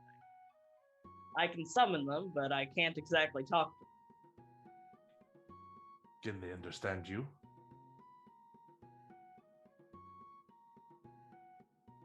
Yes? I can also track the scent if you want me to. Left a bit of cloak, remember. Archibald comes in and goes, I can't find Simon Cowell anywhere. Apparently he's on holiday or something or another. Nowhere. Randy Jackson's gone too. They're all... Wait, maybe whoever kidnapped the drunkies also kidnapped the American Idol judges. Oh no, this is not going to be good. Do we have to rescue them too, or just the drunkies? I don't think so. I don't think okay, so. Good. I knew Kelly Clarkson was behind this. Any new evidence? Yeah. Yes? They were kidnapped. By Robin Hood. Gasp! Dun, dun! That was good that time. That was really fitting. Yes, no, that was wonderful. See how it like creates a scene. Yes, It's really good dramatic timing. It really felt adds it. a lot to the story. See I now felt if you it. did have that effect that we were talking about before, it would just like Indeed. So do you know where you're going? Do you know where you're going to find them? Anything of that nature? you can track the scent. Track the scent? Very good. All right. I shall tell the King Regent and his wife so they don't eat me. Specifically her. I don't think donkeys eat people No. because they don't eat Dragons cookies, and I do. think you would eat cookies before you would eat people. He told me that he ate people. He told me he ate people. He looked me in the eyes and he said, don't mess with me. I eat people. I think he was also messing with me. He was messing with I you. think it was. That's okay. All No, I right. think he was serious. You should be careful. Well, you're burning daylight. I think you should get going, all right? Okay. Fine. Fine. Fine. Fine. fine. Sorry. Oh my god, this loop is infurious. Let's go. And You're so telling me. you all start making your way out of the castle down the road, and the Pied Piper's playing a jaunty tune that sounds a little bit like this. Gotta give the people what they want. Yes. Takes a long time. There it is. Oh. Somebody once told me the world is gonna roll me. I ain't the sharpest tool in the shed. She was looking kinda dumb with her finger and her thumb in the shape of an L on her forehead. Well, the years start coming and they don't stop coming. Bed to the rules and I hit the ground running. But it makes sense not to live for fun. Your brain gets smart, but your head gets dumb. So much to do, so much to see. So what's wrong with taking the back streets? You never know if you don't go. You never shine if you don't glow. Hey now, you're an all-star. Get your game on, go play. Hey now, you're a rock star. Get the show on, get paid. And all that glitters is gold. Only shooting stars break the mold. It's a cool place. They say it gets colder. You're bundled up now, wait till you get older. The meteor men beg to differ, judging by the hole in the satellite picture. Ice we skate, it's getting pretty thin. The water's getting warm, so you might as well swim. The world's on fire, how about yours? That's the way I like it, and I'll never get bored. Hey now, you're an all-star. Get your game on, go play. Hey now, you're a rock star. Get the show on, get paid. And all that glitters is gold. Only shooting stars break the mold. You're all making your way down a wooden trail, walking together. And you see, as you're following Big Bad Wolf, the Poison Apple Pub come up ahead of you. Hey now, you're an all-star. Get your game on, go play. Hey now, you're a rock star. Get the show on, get paid. And all that glitters is gold. It's only shooting stars. Somebody once asked, could I spare some change for gas? I need to get myself away from this place. I said, yep, what a concept. I could use a little fuel myself, and we could all use a little change. Well, the years start coming and they don't stop coming. Bed to the rules and I hit the ground running. Didn't make sense not to live for fun. Your brain gets smart, but your head gets dumb. So much to do, so much to see. So what's wrong with taking the back streets? You never know if you don't go. You never shine if you don't glow. Hey now, you're an all-star. It's game on, go play. Hey now, you're a rock star. Get the show on, get paid. And all that glitters is gold. Only shooting stars break the mold. And all that glitters is gold. Only shooting stars break the mold. Perfect, thank you. All right.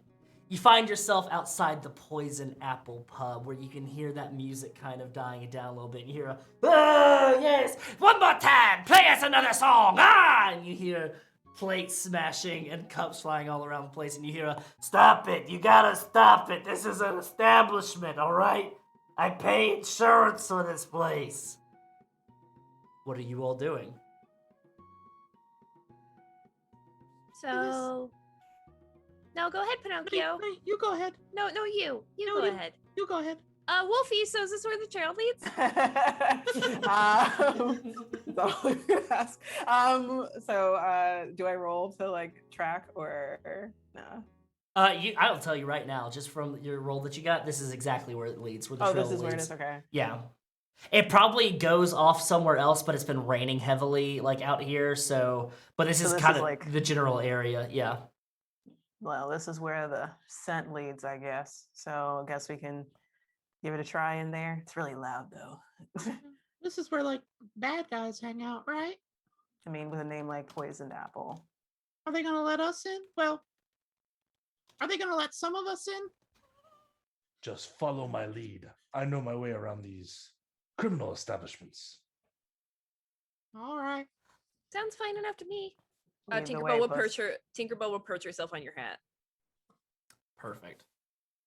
Just keep me away from any fire in there. I'm very flammable. Hey! Just leave me alone up here. Sorry. I've been Force flying of for habit. so long. Oh, you're a cat. I get it now. Sorry. Perfect. So you're all going in. Are you all going with your hoods up, kind of stealthily, kind of cloaked in? I know Puss in Boots is kind of welcomed around here, and Wolfie, from time past, would probably be welcome in here as well. Pied Piper, maybe once or twice, but maybe not so much anymore. But definitely not Tinkerbell or Pinocchio. Especially after everything that's happened recently with Pinocchio, just being so popular with all the good. Oh God. Good guys. Sorry, I had a burp. It was a little bit of a bubbly. Yeah, Pinocchio's gonna try to put his hood up and try to disguise his very wooden features and his nose. Perfect. All right, go ahead and give me a sneak around roll. I mean, I think Tinkerbell's gonna try and blend on Puss in Boots' hat. Makes sense. Zamparo. Get a plus The one. feather. Okay. Can I tap into survival instincts and lying shamelessly? Go for it. Thank you. Man, all of my things are about getting people to look at me, so this is tough. It'll be an 8 8. for Oh, my Pinocchio. I got an 11. Oh, I guess with the +1 from hiding in his hat, that's a 12. I'm so sorry. Perfect. You nuzzle in right there with the feather. You look almost like a jewel that's shining, a new jewel in Puss's hat. Perfect. And you were all walking in, correct? Perfect. Boom. All right. You walk in and immediately an axe flies right beside Pied Piper's face, and you hear a ha-ha as you see somebody's swing from a chandelier and land, and in the back corner of the room you can see a group of gentlemen all wearing various types of green. There is a drunk friar over by the fire, and you see one of them's really big and he's kind of doing push-ups with another one that seems to have red hair. And in the rest of the room, you see a lion that has a very sickly facial kind of mark on him that just seems to be lapping at milk, very dissatisfied. There is an old man, tiny old man wearing a pointed hat with a long red beard that's trying to convince somebody to get on the ground floor of his next marketing job that he's doing, where he's trying to sell seamstress supplies and everything, looms, different spinning wheels, things of that nature, like sewing machines. You see there are two trees arm wrestling each other. You see a once very stout and strong man, but has developed a bit of a drinking gut, is sitting and counting while he's eating eggs, and you hear him go 8, 9, 10, 11, 5 dozen. And then you also see at the bar there are various little what seems to be sprites or imps that are sitting at the bar, and they're just kind of stirring into their drinks. And you see a woman with a very large beauty mark in the corner of her the corner of her mouth, wearing makeup, and there it seems to be very strong, and goes, "Feel free to sit wherever you want to, sweeties. All right, the place is open. Don't let them bar you. If you keep dancing on the table, I'm gonna throw you out of here. You cannot tell us what to do, Doris. We run this town now. The merry men are on the up and up, are we not, lads?" Just sit wherever you want to. Looks at you, Pinocchio, and goes, "Have I seen you before?" Yes. I have, haven't I? I know. I know exactly where you're from. How could I have forgotten? You're Jack. Jack and the Beanstalk, right? That's a name I know. You showed those giant fucks really what for, didn't you, huh? Hey, giants suck. I agree with that statement that you just made. Yeah, okay, yeah, perfect. Puss! I haven't seen you in such a long time. You're muted, by the way. You're saying things, but I can't hear them. Doris, it's been too long. Oh, okay. What's it been? Oh. We're having a fiesta. We're supposed to be having a fiesta, but those fucks over there keep ruining everything. I was having a good day. It was a good morning. We were having a good morning. We had karaoke last night. There were some holdovers. There was a woman that came in here, said that she got into the fur business. She was looking for dogs, but she came across a certain bit of money, and she started paying for everybody's drink because she thinks that she hit the mother lode. Something about 101 dachshunds or something. I don't know, but yeah. How cool of her. Very, very cool. Yeah. It seems that Wolfie's gonna many narrow people- his eyes at that, but not say anything else. It seems like the Merryman crew have forgotten who walks among this town. I have put down my hat for far too long. Hey, whatever you want to do, just don't cause any problems, all right? If you're gonna start a bar fight, then fucking finish it, all right? And clean up after yourselves. I know how you get. Well, it's good to see you again, Wolfie. Look, about the dog skinning comment earlier, I'm really sorry, okay? I'm All just right. being offended everywhere I go today. That's fine. As I live and breathe. Is that the Pied Piper?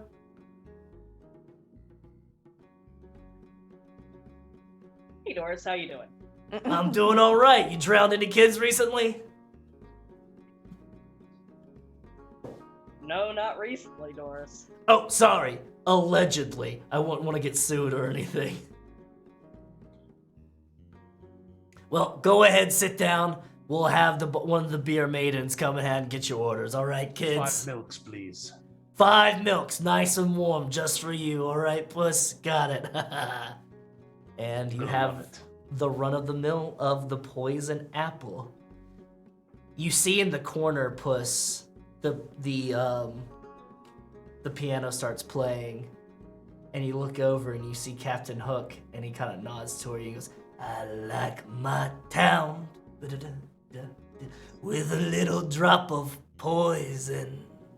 Start singing along with that. What are y'all doing?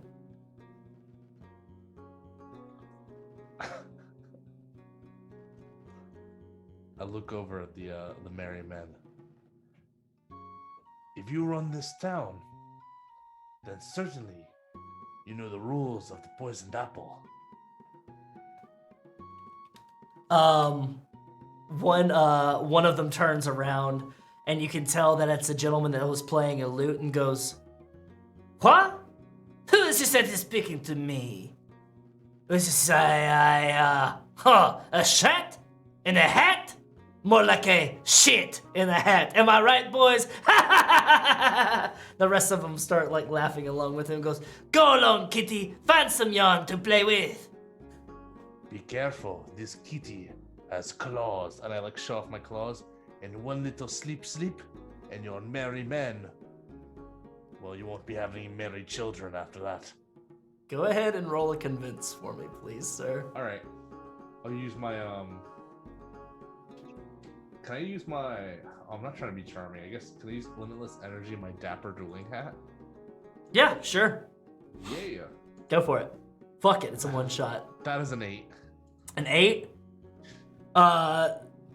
One goes, the one with the lute goes, "Oh, you stupid little kid, I shall have my way with you," and like holds up the lute, and you hear a whistle, and from the corner, you can see just leaned with a chair in the corner, a hood.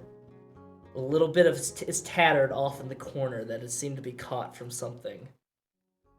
A pipe with smoke coming out of it.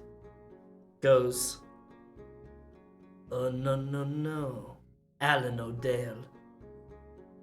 No need to get handsy. We wouldn't want to ruin the party, would we?"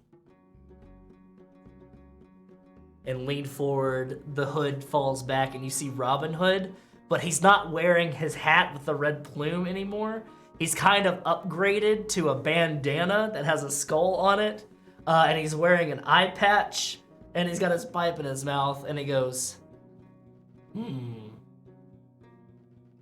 "A child, a wolf, a washed-up musician, and a cat walk into a bar is almost like a joke, no?" I heard you had the bad run-in with the ogre, and that was like a joke. We had a bad run-in with the ogre. We started to restructure a little bit. Cut out the middle management. How do you say, incentivize my bonds? Little John leans over and goes, boss, I do not think that it's the phrase that you are looking for. Shut up, I know what I'm talking about. Do you? Come, you, sit. Someone get the friar out of here. Sit at my table, drink your milk. So what brings you ne'er-do-wells to my humble corner of the world?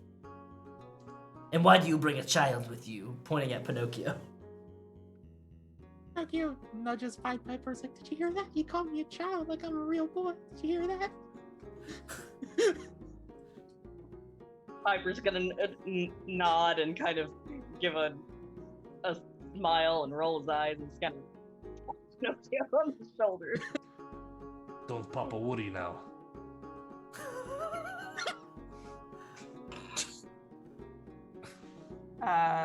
So while discussions are going on, you see Piper just kind of fiddling with one end of his pipe, and if you were near him, maybe looking over his shoulder, you might see that he turned a particular dial to where the face-up showed a masculine face with a smile on it. Interesting. What do you plan to do with that, Pied Piper? Just a precautionary measure. Indeed. Robin Hood goes, I'm always prepared, you know. "Look, there's no need for us to argue or fight. You all and I are so alike, no?"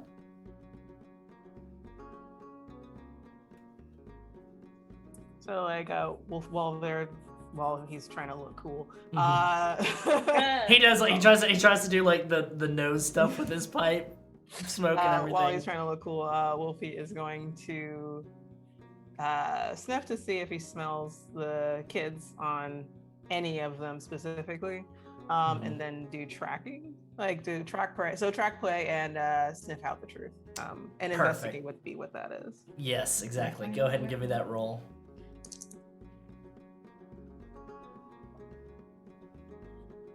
11.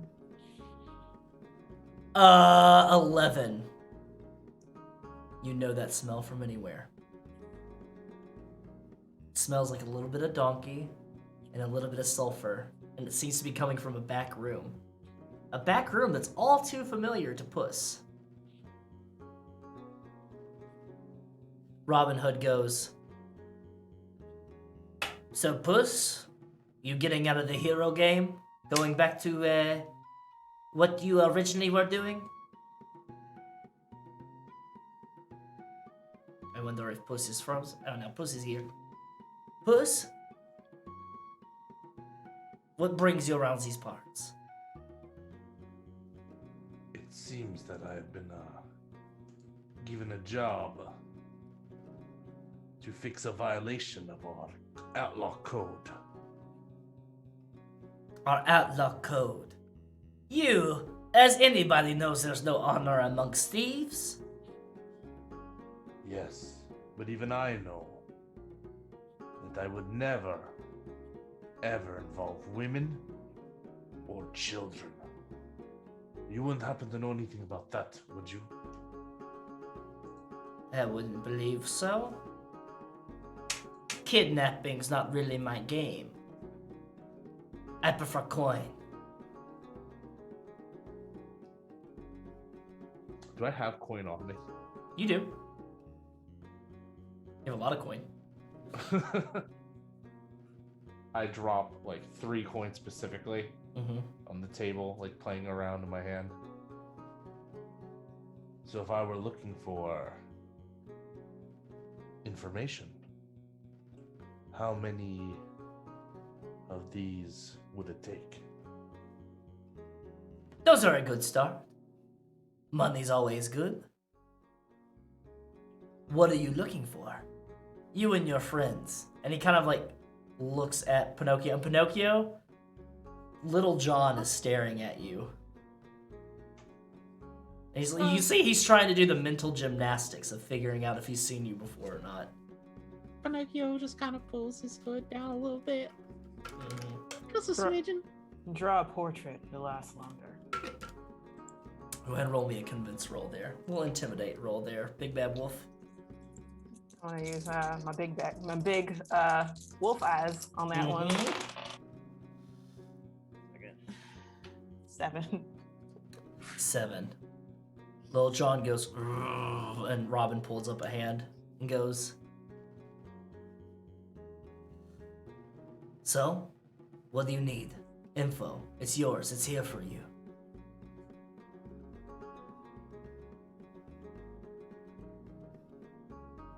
I look over at a Piper. What is it? Pinocchio. Cat I got hope you your got- tongue? Oh my god, so hilarious. Wow. Piper brings the pipe up to his lips and nods at Puss in Boots. I think that the only thing I need you to do is dance. And Piper will start playing a merry tune on his pipe that is currently set to force merry men to dance. Go ahead and roll me a change the game roll. Okay. To give you I or got your some allies an things I can advantage. apply to that one. Yep. Can I help with my limitless energy because I'm the life of the party? Yes. So. Change the game.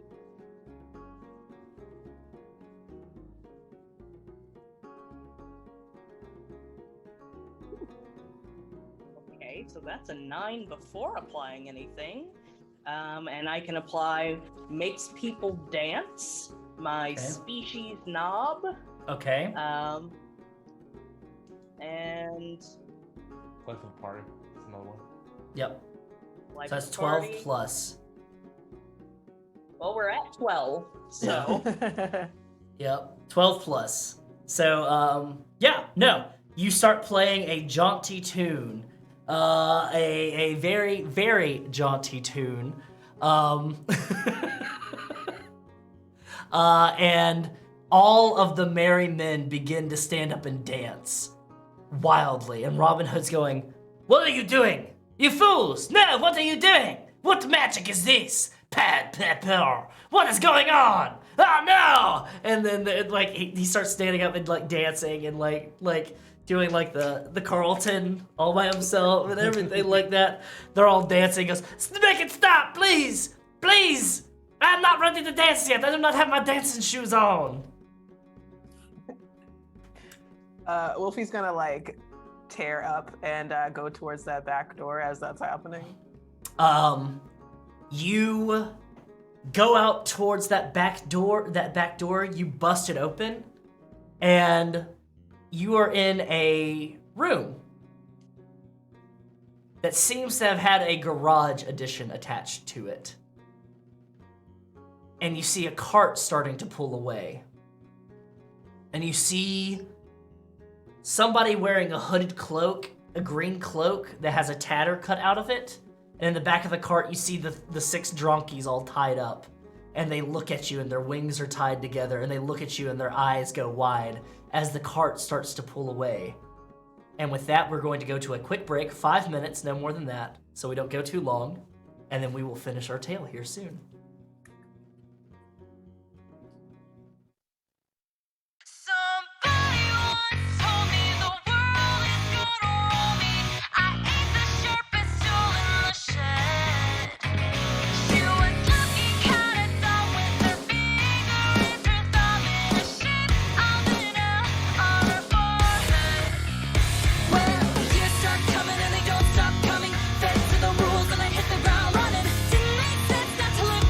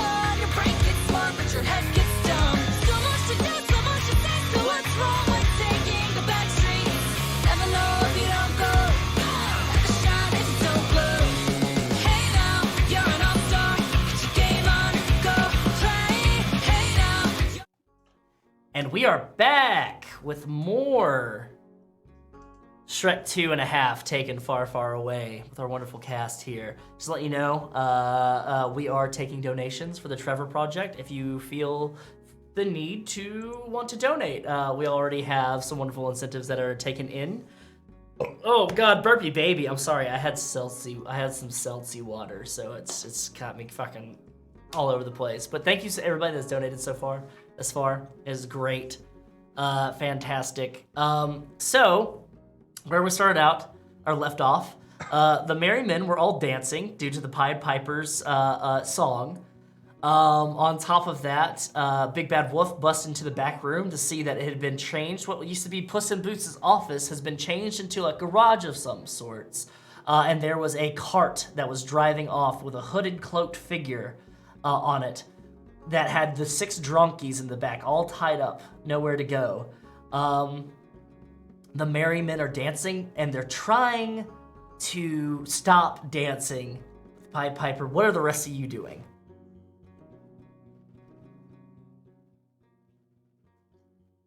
Rescue meaning not Wolfie, or like... Not Wolfie. Yeah, we're gonna get to you here in a little bit. I think Tinkerbell probably would have like flown off of Puss's hat and probably followed after Wolfie, assuming Wolfie had followed the trail. Perfect. Yeah. Pied Piper, are you still playing? Mm-hmm. All right. I'm gonna keep playing until someone reports back. Pinocchio? Yeah, I think Pinocchio is gonna try to prevent bad things from happening if the music stops working, and he's just gonna tie up old Robin Hood there with the strings. Perfect. And I'm seeing that as burning that move because I won't be able to use them anymore because I'm losing my strings. You're losing your strings, I'm yes. losing my strings and burning them to tie up good old Robin Hood. You have, in fact, so that is a face. Go toe to toe, but you're burning a tag. You've got no strings to hold you down now. I've got no strings To make you fret or make you frown. Ultron's You did have got strings, shit on me. but now you're free. Voltron's got no shit on you. Yes. There are no strings on me. Yeah. So thank you, Ultron. Yeah, go ahead. That's an automatic 10. And you tie Robin, and he's like, No, it is you, the wooden one, Pinocchio. How could you do this to me? Surprise! It was me all along. Your disguise. It was so clever. I thought you were a regular boy. I am a real boy. Slaps Robin Hood Your nose With grows your a little nose? bit. as it grows. Pokes in his eye. Ah, my eye! The one with the eye patch, or The one with the eye patch goes, ah, my eye. He takes out the, like, as you're tying him up, like, the eye patch, like, falls off, and you notice that his eye is perfectly okay, but it's been poked with the nose, so he's like, ah! Perfect. Puss, what are you doing? I think it is time we vacate the premises now that these outlaws have been dealt with. Doris We goes, must go save some drunkies. Captain Hook goes, have a good one, Puss. And then Doris goes, finally, some good fucking music. And Captain Hook goes, I heard that.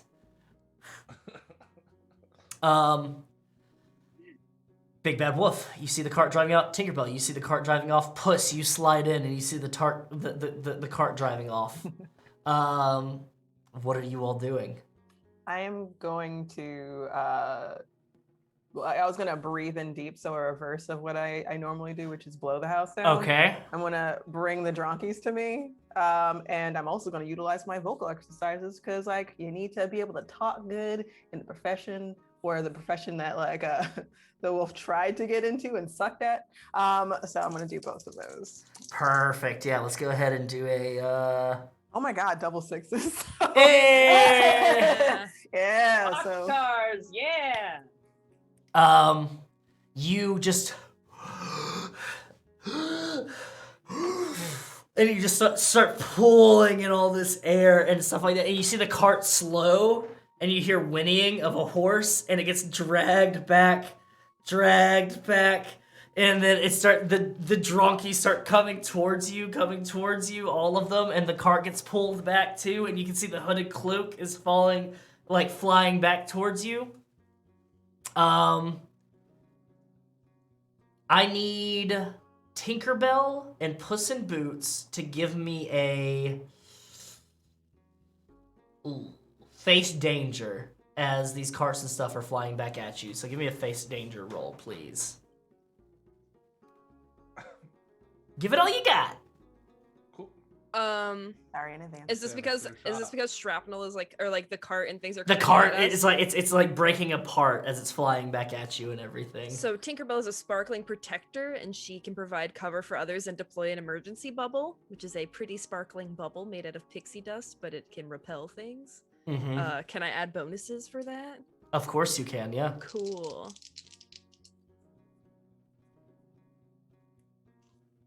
That's 11 for me. Perfect. You see Tinkerbell just go, just like shoot out light, and then Puss, you bounce back.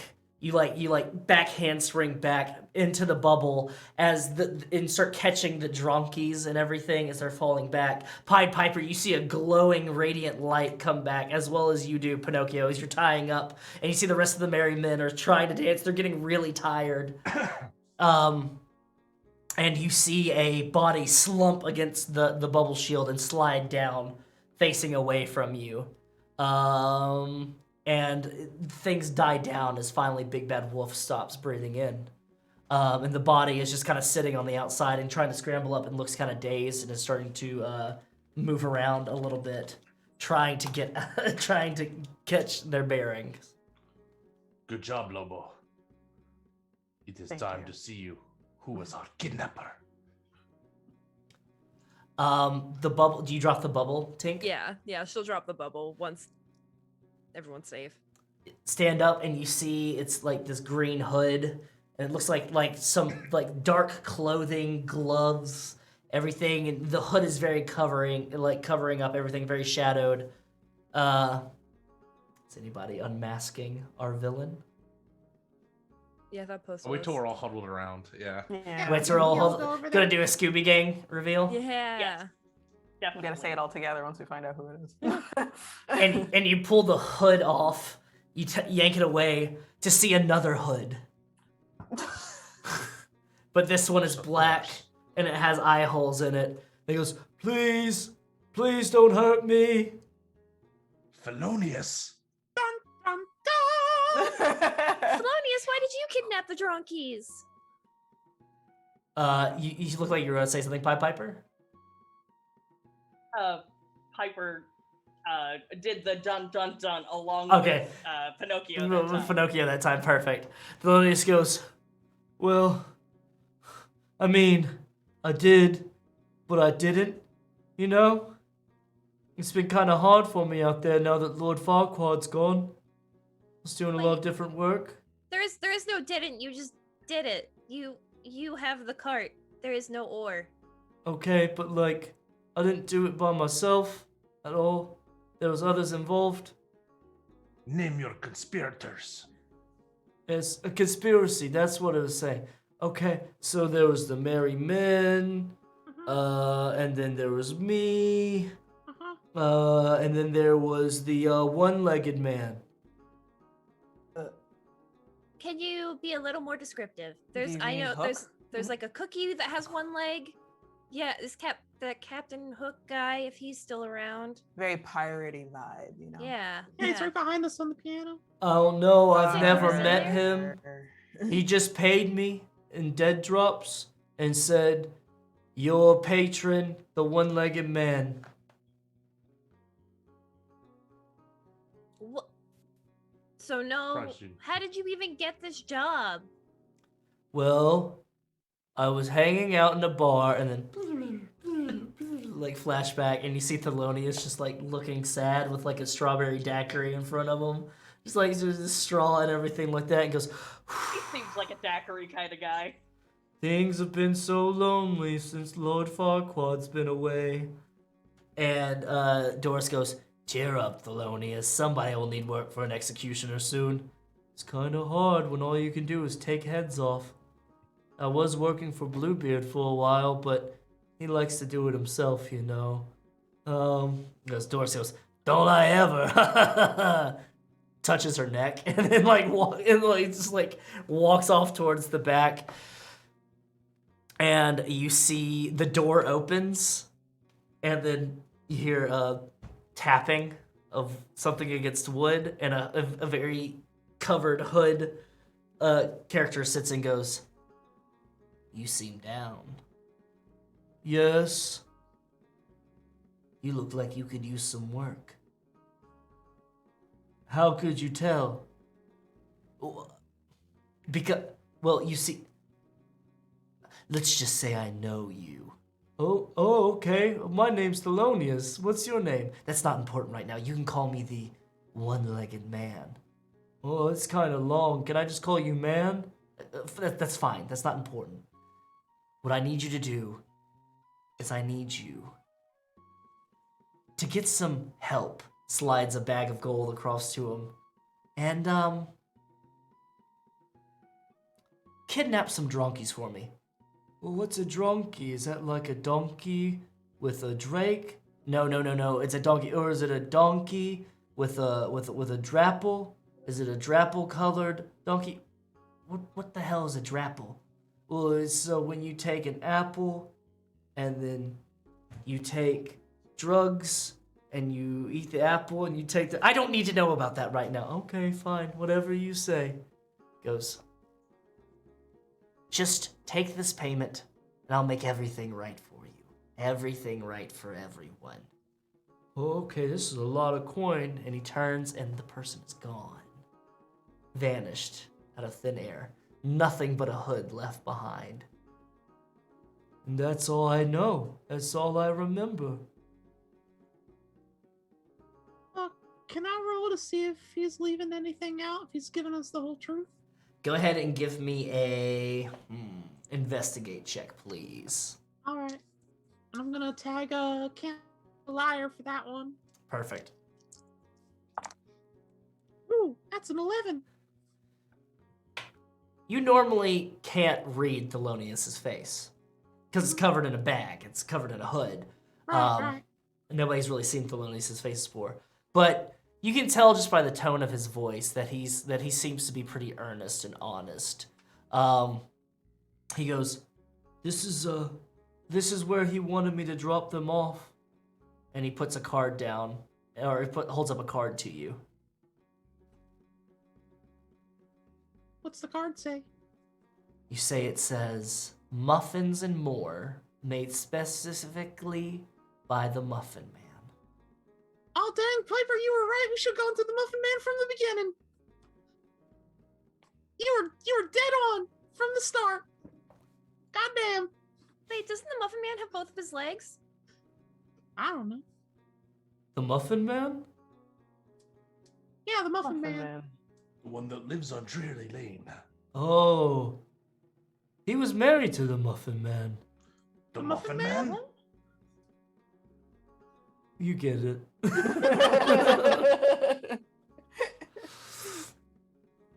So, am I okay to go?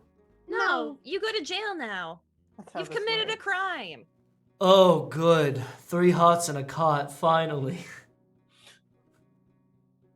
I'm glad you're seeing Still. some value in this. Sorry, buddy. You know, maybe Oh. after this, we should work to fix the systemic issue with the prison establishment. That So sounds it's like not- a lot Wolf of just looks at effort. Pinocchio like. I mean, let's go get the man. I'm just saying. As I y'all are think there moving was some kind of around, a side business. all nights are bad. Pied Piper, you hear from behind you. "Where is that accursed flautist? Get me out of these bonds! The string! Merry man! Assemble!"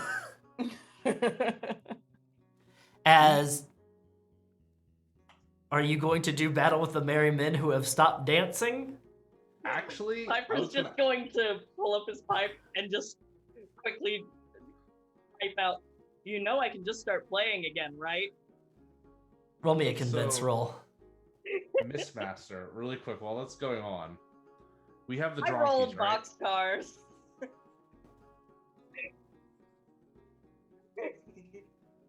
Double So- ones? so- No, double sixes. Oh, good. Boxcars. Yes. What is that, Puss in Boots? So we have the dronkies, right? Yeah, you have the 6 drunkies. Cool. So we're just basically cleaning up loose ends until we go after Big Bad. Yeah. And I don't think I'm gonna need this anymore. Can I burn a tag off of my defining relationship, Lugos? AKA the power couple with Puss and Donkey. And I want to see if I can call out and bring Donkey and Dragon to this location to grab their kids and scare Perfect. these people off. Perfect. As the Pied Piper holds up a pipe and they go, we can just plug up our ears or something, and they look scared. You take the binds off of the drunkies and they all start crying at once in unison. And it sounds like a donkey braying and a dragon roaring at the same time. And that sound carries across the land. It carries and Everyone, carries. cover your ears. This is going to get bad. Oh, okay. And Pied Piper, you start backing away and y'all are moving away, and they're kind of hesitant and everything like that, and they kind of follow you outside. They're kind of like moving you off the premises, and then you hear a roar and you hear a, hold on, babies, I'm coming for you. Daddy's coming for you. Mommy's coming for you. And then the dragon just lands right in the merry men. Go, host, and they scatter like roaches. And Donkey slides down the tail and goes, oh my babies, you found them, and just starts like nuzzling up to them. They're floating around. It's very, very, very touching. He goes, what happened? Who took them? I want them killed. I want them slaughtered. I want them maimed. I want them rehabilitated. You can't have all that and rehabilitation. Okay, well, work backwards then. Not in that order, anyway. So it was Felonious, and then Robin Hood and his merry men who aren't merry. I guess they're still kind of merry, but they're not really merry anymore because now they're criminals. Who's Thelonious? Thelonious Monk? The guy with the bag on his head right here. Used to murder people. Used to work for like Number 3, my lord. Yeah. Yeah, that was He goes, number 3, my lord. And he goes, oh, you! Yeah, you're going to jail immediately. He goes, good. Oh, thank you. It's all I've ever wanted. Thank you, finally. He goes, I'm kind of worried about you. All right. Well, and they were employed by someone. Yeah. Give a him the nefarious card. mastermind? Give him the card. Oh, yeah, here's the card. He goes, is that supposed to be blue lettering? I can't see blue. I'm colorblind. Oh, it says that they were going to be dropped off to where we would find the Muffin Man. The Muffin Man? The Muffin Man! the Muffin Man. Roar! Subtitles Looks at the like bottom of a- the screen that says the Muffin Man. They tried to turn your drunkies into drownies. Drunky brownies. All right, babies, we're gonna get you home real quick. We're gonna get you home toot sweet. All right, everybody aboard, everybody fly around. Thank you all so much. I don't know how I could ever repay you. With money? With money. With money. We'll talk about it. No! Hey, Money. you gotta get blown, like dusted back a little bit. He goes, you find who did this, and I'll pay you handsomely. That's Well, we what I found, like- wanted to hear. Found like half of them. Are you making your way to the Muffin Man's Muffins and More? Yeah. Absolutely. After More traipsing boot to fill. throughout the day, making your way, starting to turn into Downtown. night. You make your way downtown, walking fast, faces past, and you're homebound. Homebound. But not homebound yet. I don't live here. This is too dingy. This is worse than my lamp. You hear a creaking sign in the wind. A single light in the window of Muffins and More says closed until further notice. How are you entering this building? Is there an open window? Like up high? I will say yes. I'm gonna go in the window. You gonna be stealthy, Tink? Yeah, I am. Okay, roll sneak around for me, please.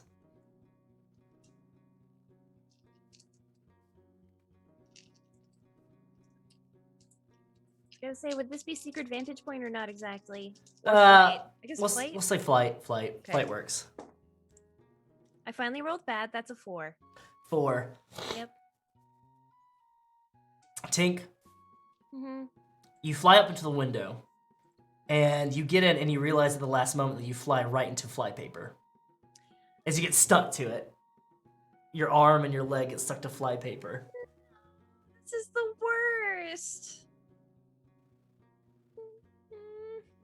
Hey, Going up there. bad. I'm stuck on paper Oh, nuts.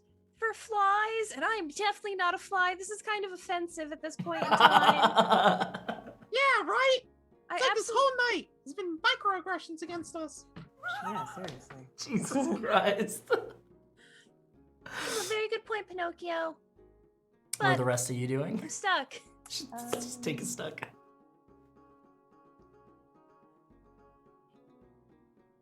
Piper's going I'm to going very to- quietly ask Puss if he knows a way to get into locked buildings.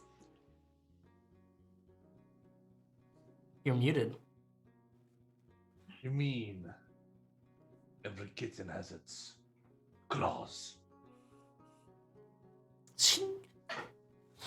And you go ahead. Go ahead and roll me a.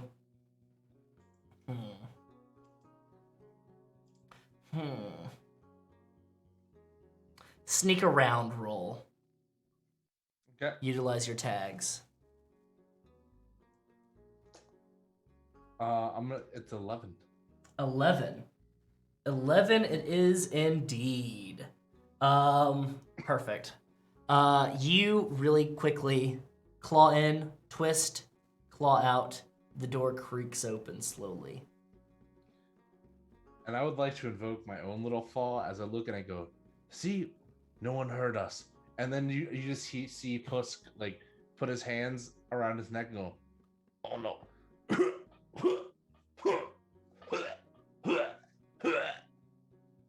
And then just huge hairball. A huge hairball comes out. It was bound to happen at some point, and everything goes still. Tinkerbell, give me a investigation check.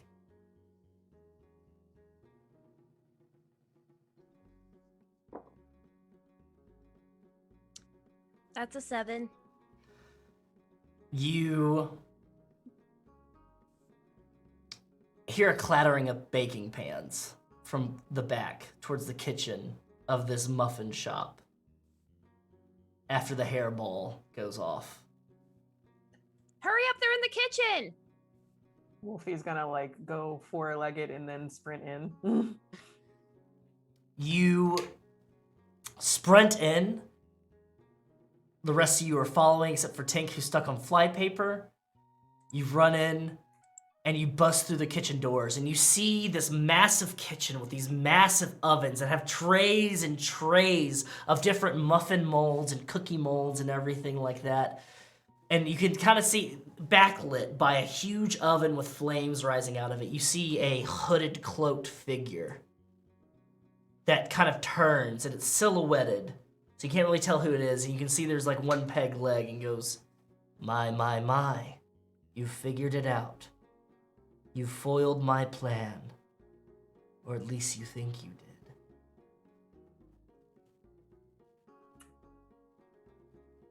I am going to, what do I do? Like, I'm gonna like go for attacking, I guess, at this Okay. point. So I'm gonna like try to tackle them to the ground. Go toe to toe? All right. What would that be? Do I have a tag for that? I don't think so. He's not really like great with working out things. Like just like he is not in tip-top shape. So You can maybe go ahead. You've got a juice that y'all I haven't do. used yet. Yeah. Right. How does that work again? Is it like You just can add you can one? create a story tag, or you can burn a tag, or you can create a status that might help you. I'll create a status. Okay. I'm going to create limber and fit, I guess, because I can't think of anything. Right now. Limber and fit. Get a plus Right. 1 to your rolls. Cool.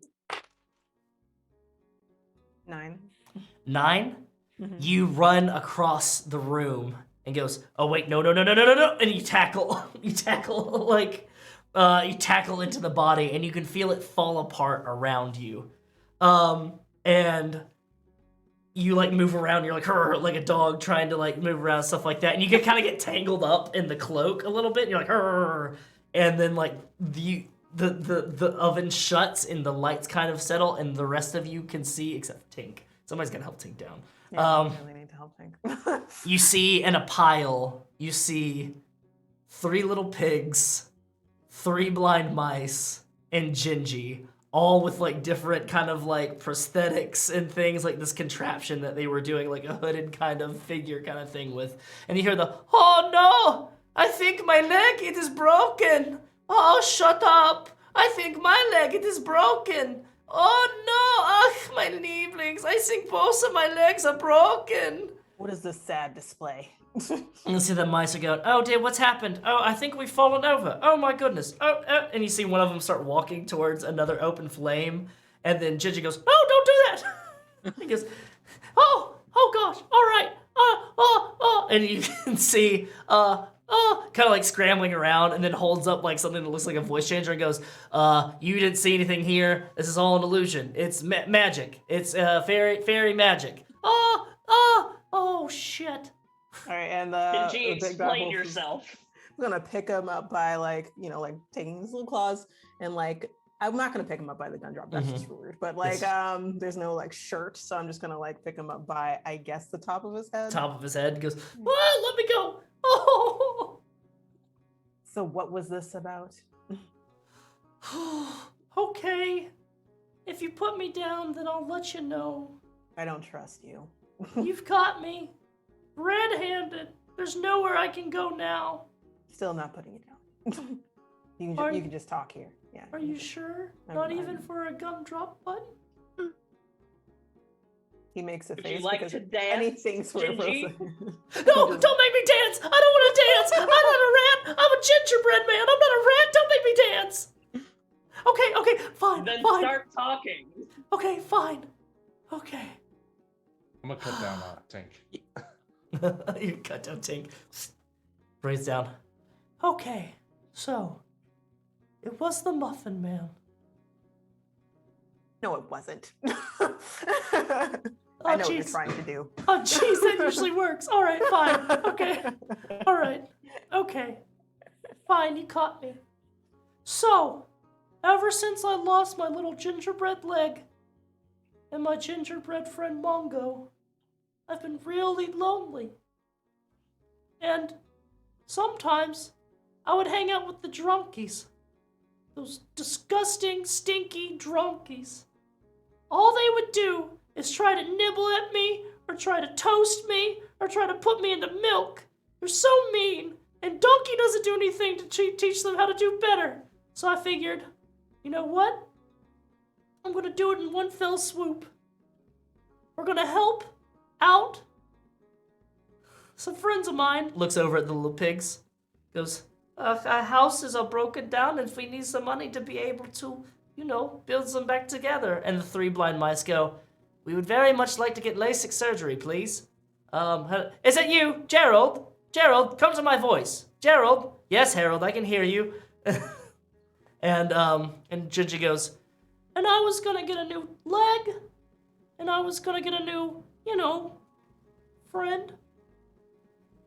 I didn't have money for supplies. I was gonna make myself a new gingerbread body and a new gingerbread friend. I didn't mean any harm. I was gonna give them right back as soon as I got the money. Honest. Well, that didn't work out in your favor. You realize extortion is still a crime, right? Oh, fuck you, Pied Piper. Everyone knows what you've done. You with your rat problems and your alleged child kidnapping ring that you used to be a part of. Allegedly. Allegedly. He's got the point, senor. He's got a point. I'm sorry, you don't deserve that, Pipes. But still, Piper's going to hold out his pipe, turn the dial, and you know who really likes cookies? Rats. Oh no. Rats Oh, really no. like cookies. Oh no. no, Oh, no. we don't want to murder him because we don't get paid. I'm gonna be honest. Go ahead and roll a convince check for me, please, Pied Piper. Puss is like, yeah, we don't want to murder them. As his like mouth is full, one of the mice, with the little tail out. Hey, Wolfie's gonna spit him smack out. him, like smack his hand. I Come on. rolled an 8, and we're going to add in. We're gonna call this one something to lose because Gingy definitely has something to lose in this yeah. situation, and Yeah. make that a 10. Perfect. All right. Gingy goes, okay, I'm sorry, that was rude, I'm sorry. Everyone's sorry. on a roll for offending people today. That I just know, seems like I know. It's something in the air. It's been a really bad couple of days. I'm off my gumdrop meds. I can't even afford those. Couldn't you just ask the Muffin Man to like rebuild your leg? Muffin Man? He's dead. Oh. Killed the Muffin Man? Why is everyone talking about the Muffin Man then? I didn't kill the Muffin Man, no! His wife killed him. Oh, that's dark. Oh, That's very jeez. dark. Jesus. Pushed him right into that oven. Oh, God damn. that's creepy as fuck. Where is she here? Is she still here? Gingy looks around and She goes, didn't start making pies by any chance, did she?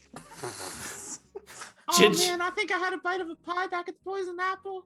Oh shit, I hope it wasn't made of Muffin Man. Gingy goes, oh yeah, she's here now. Haunting the halls of this muffin bakery. Why do you lie? Brings up the voice recorder and goes, oh, my muffin. I'm sorry, I can't, you're right here. I We can't can even see you. Yeah, okay, yeah, fair enough. All right, I guess you're just gonna have to take me in then. Holds out 2 gingerbread arms. Yeah, and all your little pigs and mice too.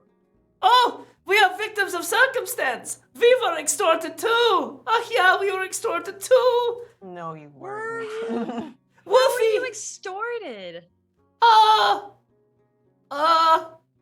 Wolfie, you believe us, right? Our good old friend, Big Bad Wolf. You believe us? You're the one that gave me that name in the first place. Ugh, I guess that's bad too. Ugh, yeah. Okay. Offending people, getting. We were there from the start.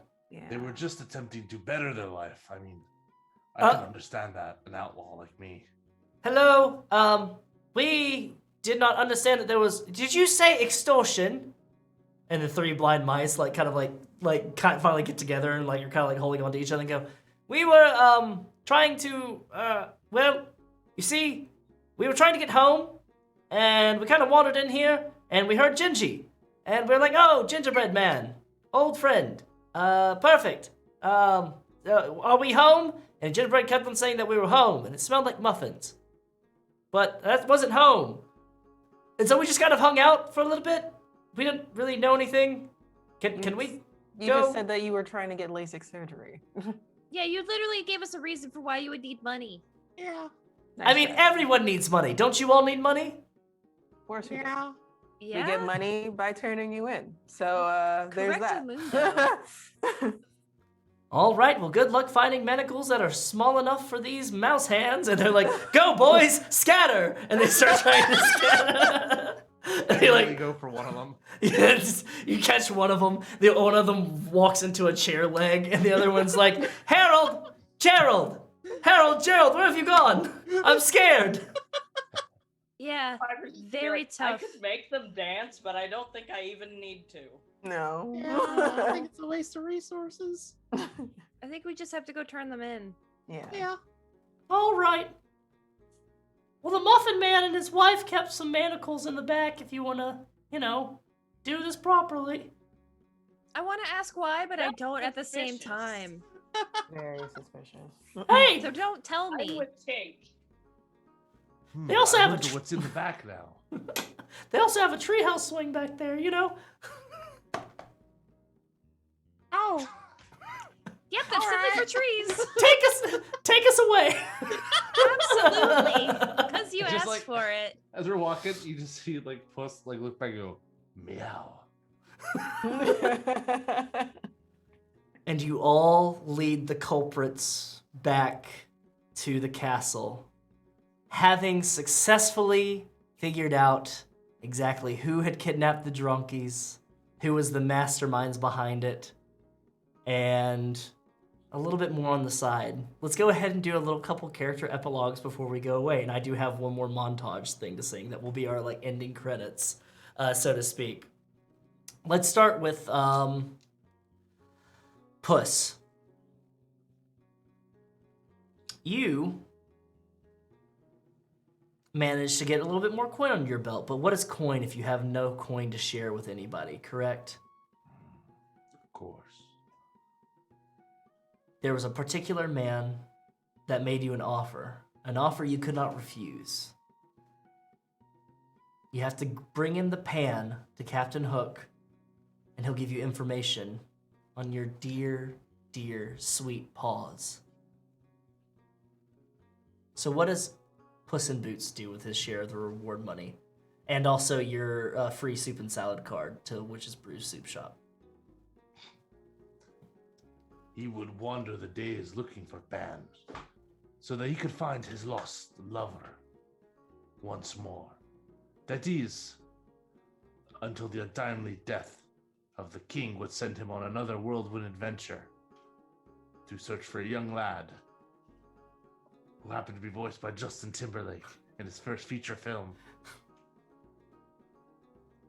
And there's a moment far off in the future where you do find the pan. He's about 28 now. He's working in a pizzeria. Life's been all right for him. He's got cleaned up.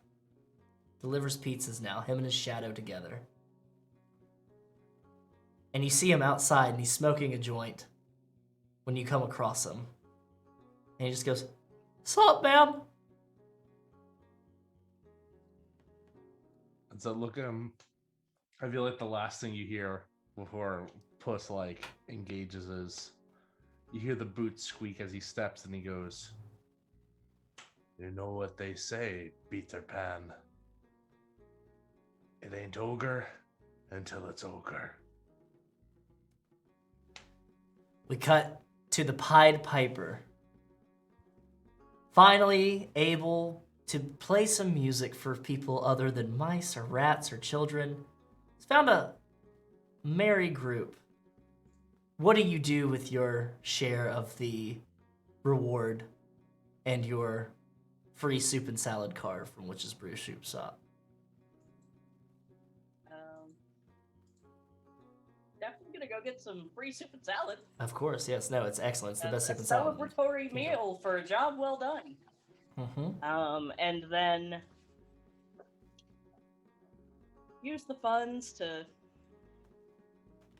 take some time with it, time off with his new band to finish his magnum opus, and then he's gonna reopen his music shop and convert part of it into a little like hipster cafe with a stage where he and his band can play for people. Perfect. You keep going back to the Witch's Brew Soup and Salad Shop, and you feel like with your new band, you're getting close to your magnum opus, but it's nowhere near as good as it could be.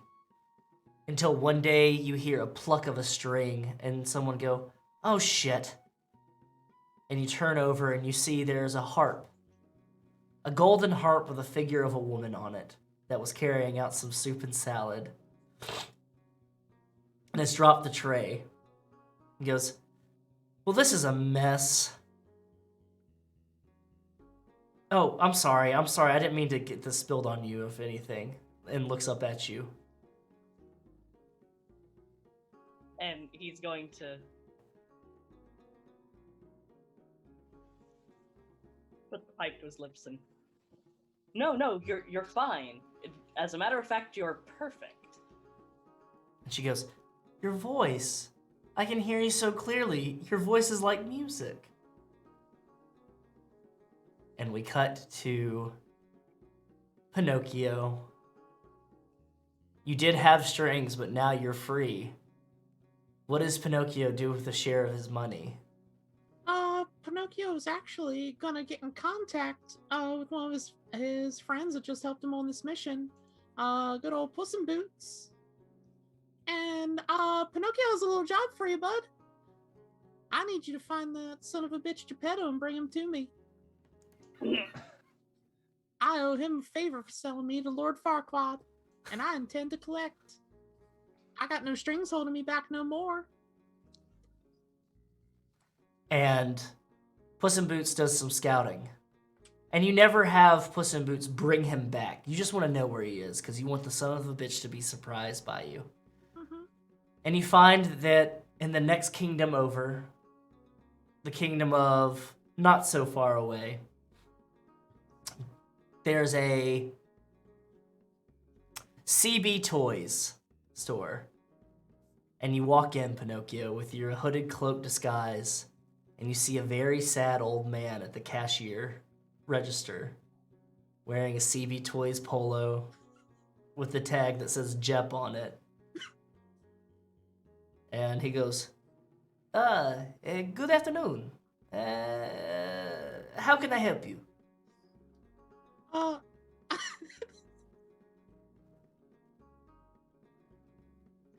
Sorry. I think a detached arm comes up from around him and covers his mouth and says, "You remember me, asshole?" Oh God, I know that voice anywhere. Pinocchio, no! And you just see him get dragged to the back of the toy shop.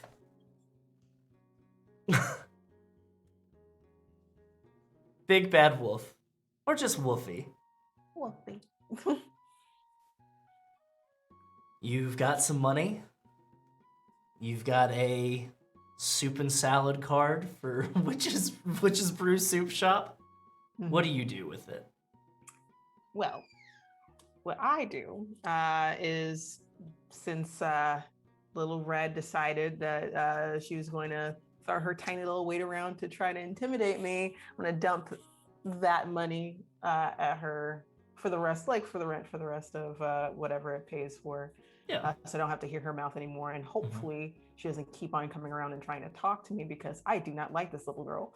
But besides that, hopefully it doesn't bother me. I am going to go get my soup, my salad. Hopefully they have tea there. Of course they do. Really good tea. And as you are settling down, getting ready for your tea and reading your Porkly Illustrated, you look out the window and you see you have a new neighbor moving across the street. You see a kindly old woman with two little grandchildren coming out. And she kind of ushers them in. And she looks back at you. She's got a nice nightgown on too.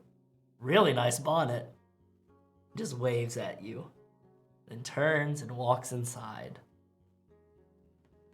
And he stands out there and watches them and just waits for a little bit. And it's like, that moon was going to be mine.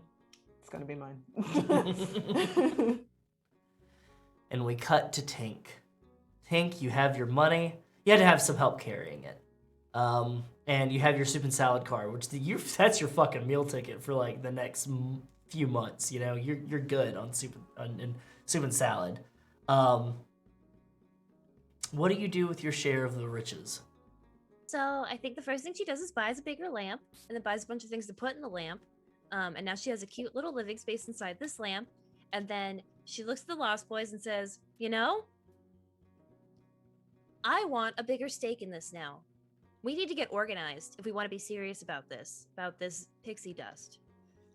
I'm no longer just a provider, and we're going to get this organized and get this show on the road. You boys in?" Yes, Tinkerbell. All together. Thank you. All right. Sounds great. So she organizes up the boys and starts becoming drug- in charge of the drug trade. A drug Absolutely. overlord. Yeah, hell Thank you, yeah. Tinker. And there's a moment later on down the line. There's a knock at the Lost Boys MC Club house. And Billows opens the door and goes, "What are you doing here?" He goes, "Don't worry. I'm just making a delivery." And you hear a peg leg, and you smell a rich aroma of sea brine and ocean waves, and you poke your head out of your lantern, and you see Captain James Hook. And he goes, "Just have a delivery for you, Tink. Just call it a truce, a ceasefire, parting gift. I took what I could of the actual one, but you can have what's left." And you can see there's a shadow that has its wrists tied, gets dumped in front of you. And it looks at you and goes, and starts like trying to scooch back. Oh, thank you, Hook. This will be great. Hey, Shadow, you ever been a drug mule before? Oh my god. And with that, the camera pans away from far, far away. And it stops in a wooded glen, somewhere distant, as an old man is talking to a young boy who had just pulled a sword out of a stone. And he starts making his way towards the kingdom of far, far away. And that is where we will call our story for the night as the credits start to roll. Where have all the good men gone, and where are all the gods? Where's the streetwise Hercules to fight the rising odds? Isn't there a white knight upon a fiery steed? Late at night I toss and I turn, and I dream of what I need.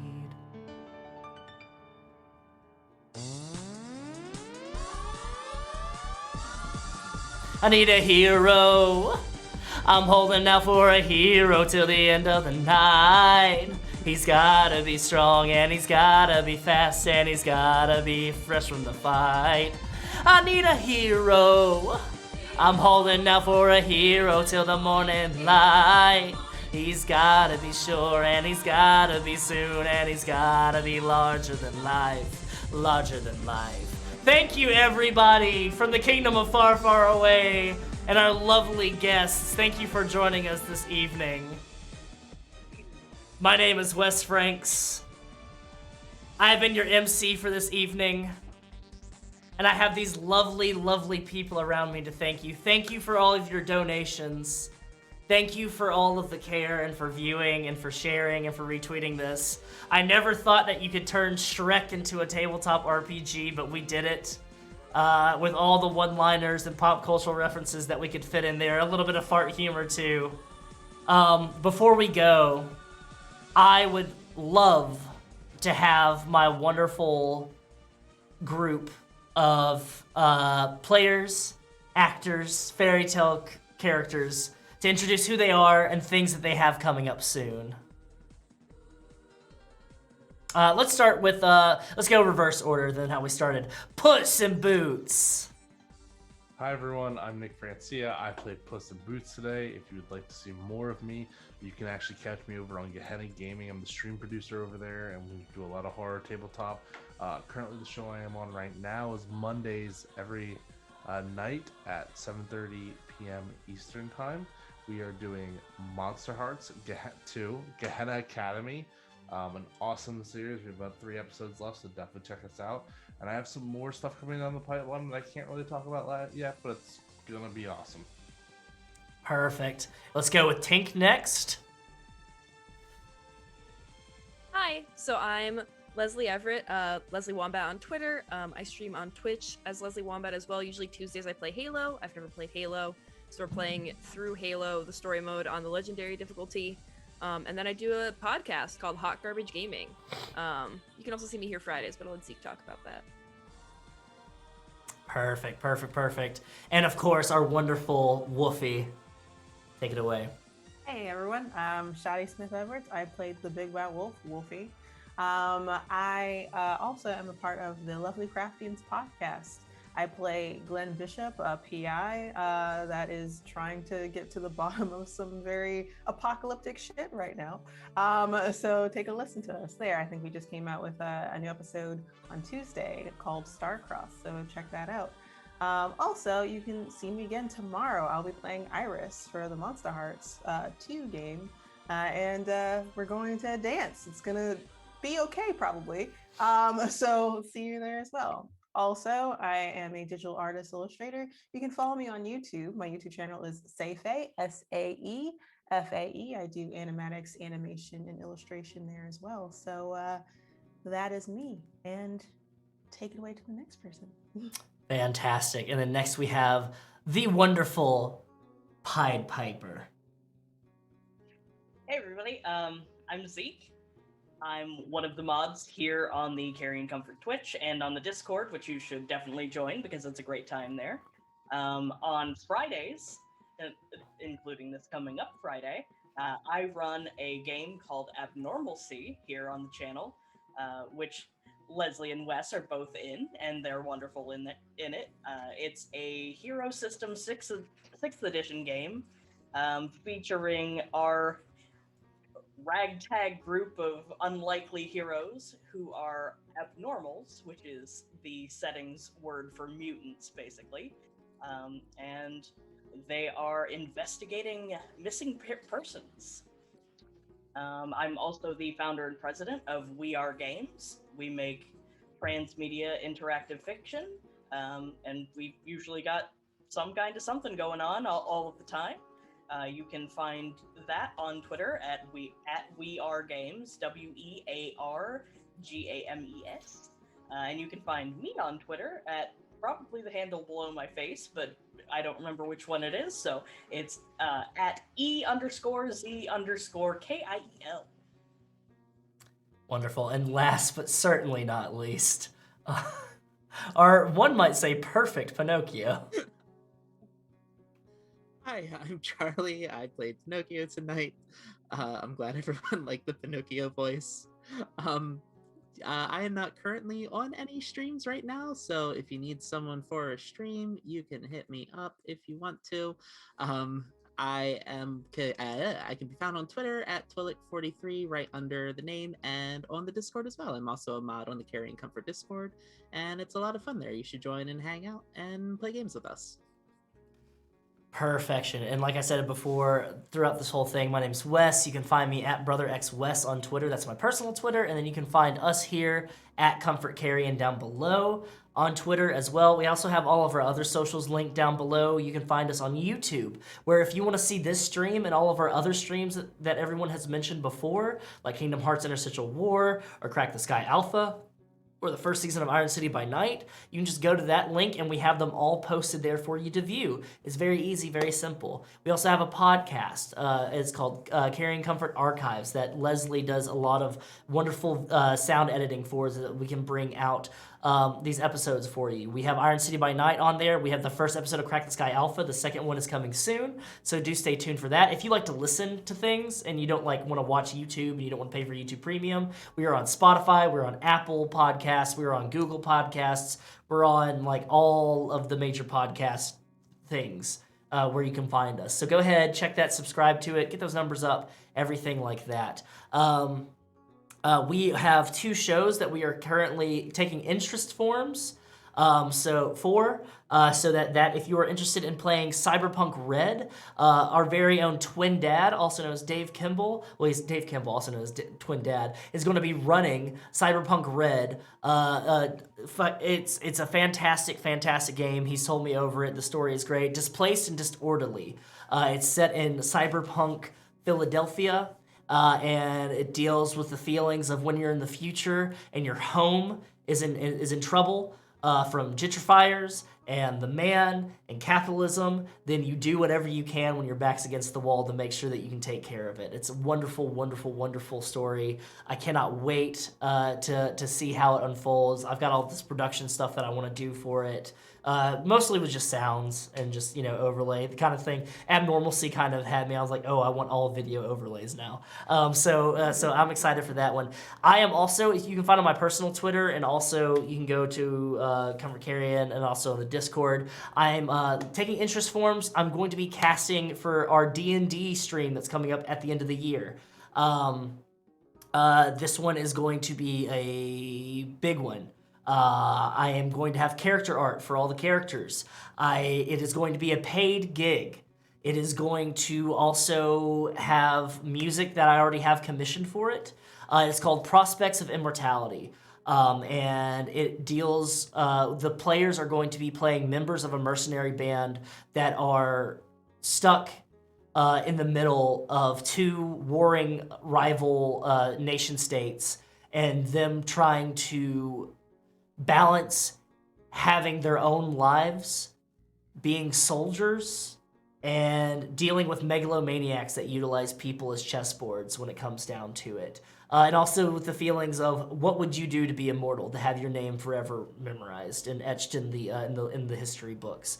We're looking for people that have like badass mic equipment, badass video equipment. Since it's going to be streamed and everything like that, we're pulling out all the stops. So if any of that interests you, then go ahead, please check it out, share it with your friends, drop it in other Discord servers, hit up some of your favorite TTRPG people that you've seen around there, and send them my way, and we can discuss rates. I would love, I've already got one person cast in it, and I got a few others that I am definitely eyeing, and are probably definitely going to be in it. But we're looking for people. It's going to be a really, really, really hard decision. We're going to be looking through a lot of people. So go ahead and bring it. And just let me know and talk to me about it. Other than that, you can support us on Patreon. I love that we have Twitch subs and everything here, and I love that people give bits and everything like that. But did you know that Twitch takes half of everything if you're not a partner? So we're affiliates, so we still make money, but we only make half as much. So when you donate $5, we make $2.50. So we're always looking for more assistance to produce more high quality streams. So we have a Patreon with a lot of great rewards. We do a weekly Wednesday movie day. For a certain tier, I run games monthly for a certain tier. There's actual play contributions. I take in NPC names, shop names, treasure like magic items and stuff. I'm going to be doing it for Prospects of Immortality. So if that's something that you're into and you want to know about stuff that we're doing ahead of everybody else, then go ahead and drop in. And if you want to support and see more fun streams like this, then go ahead and hit that up as well. And then finally, last but not least, we were doing this for charity, for fundraising, for mutual aid. We're helping out the Trevor Project.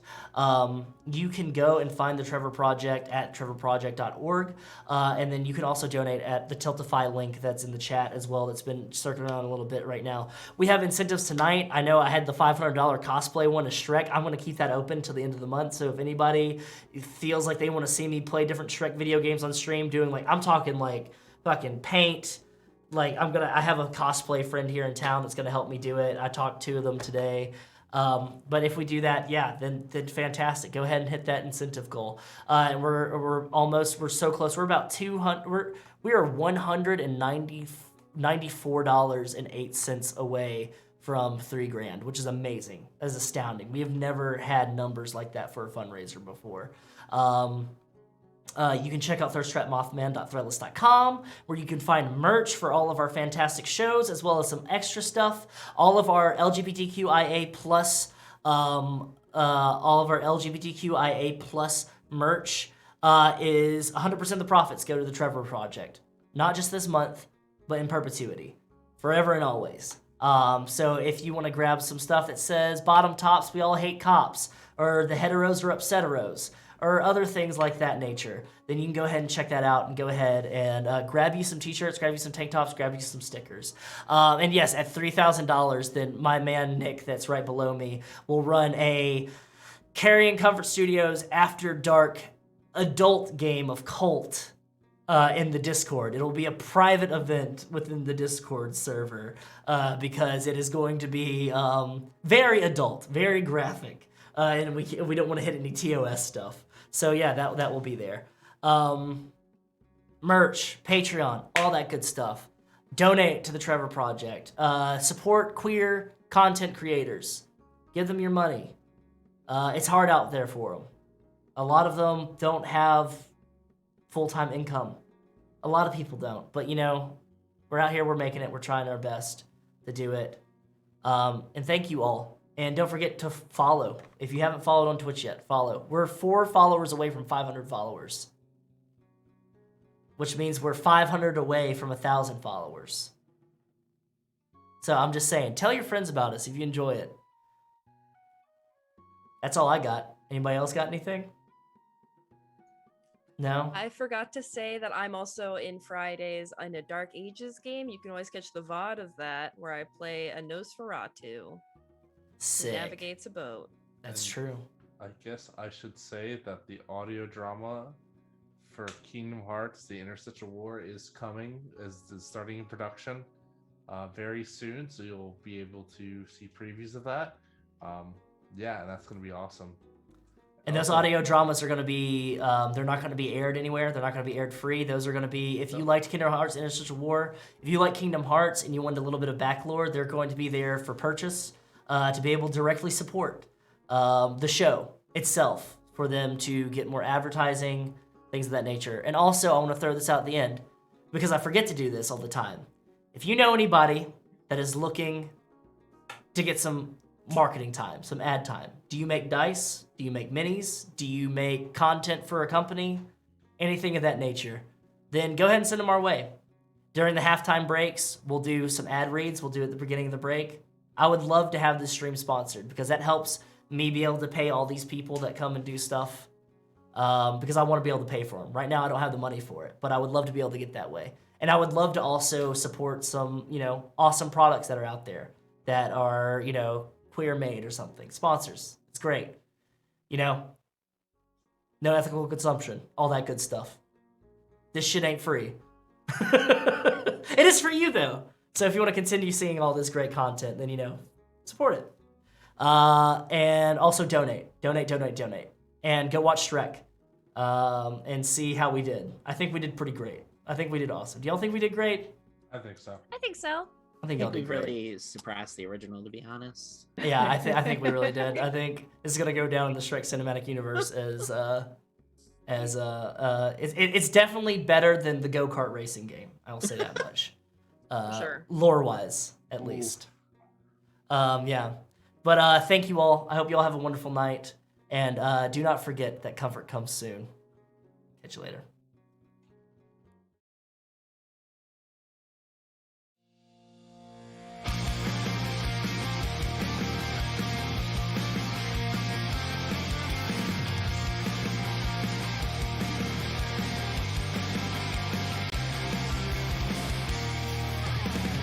So she said, what's the problem, baby?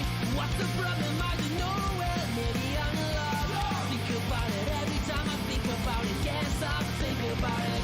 How much longer it really takes to cure this? Just a cure is gonna get it. Know that if it's love, makes me wanna turn around and think about it. Don't know nothing but love. Oh, come on, turn a little faster. Come on, when we're far or after.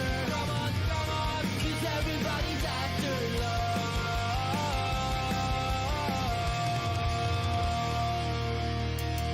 So I said I must know more.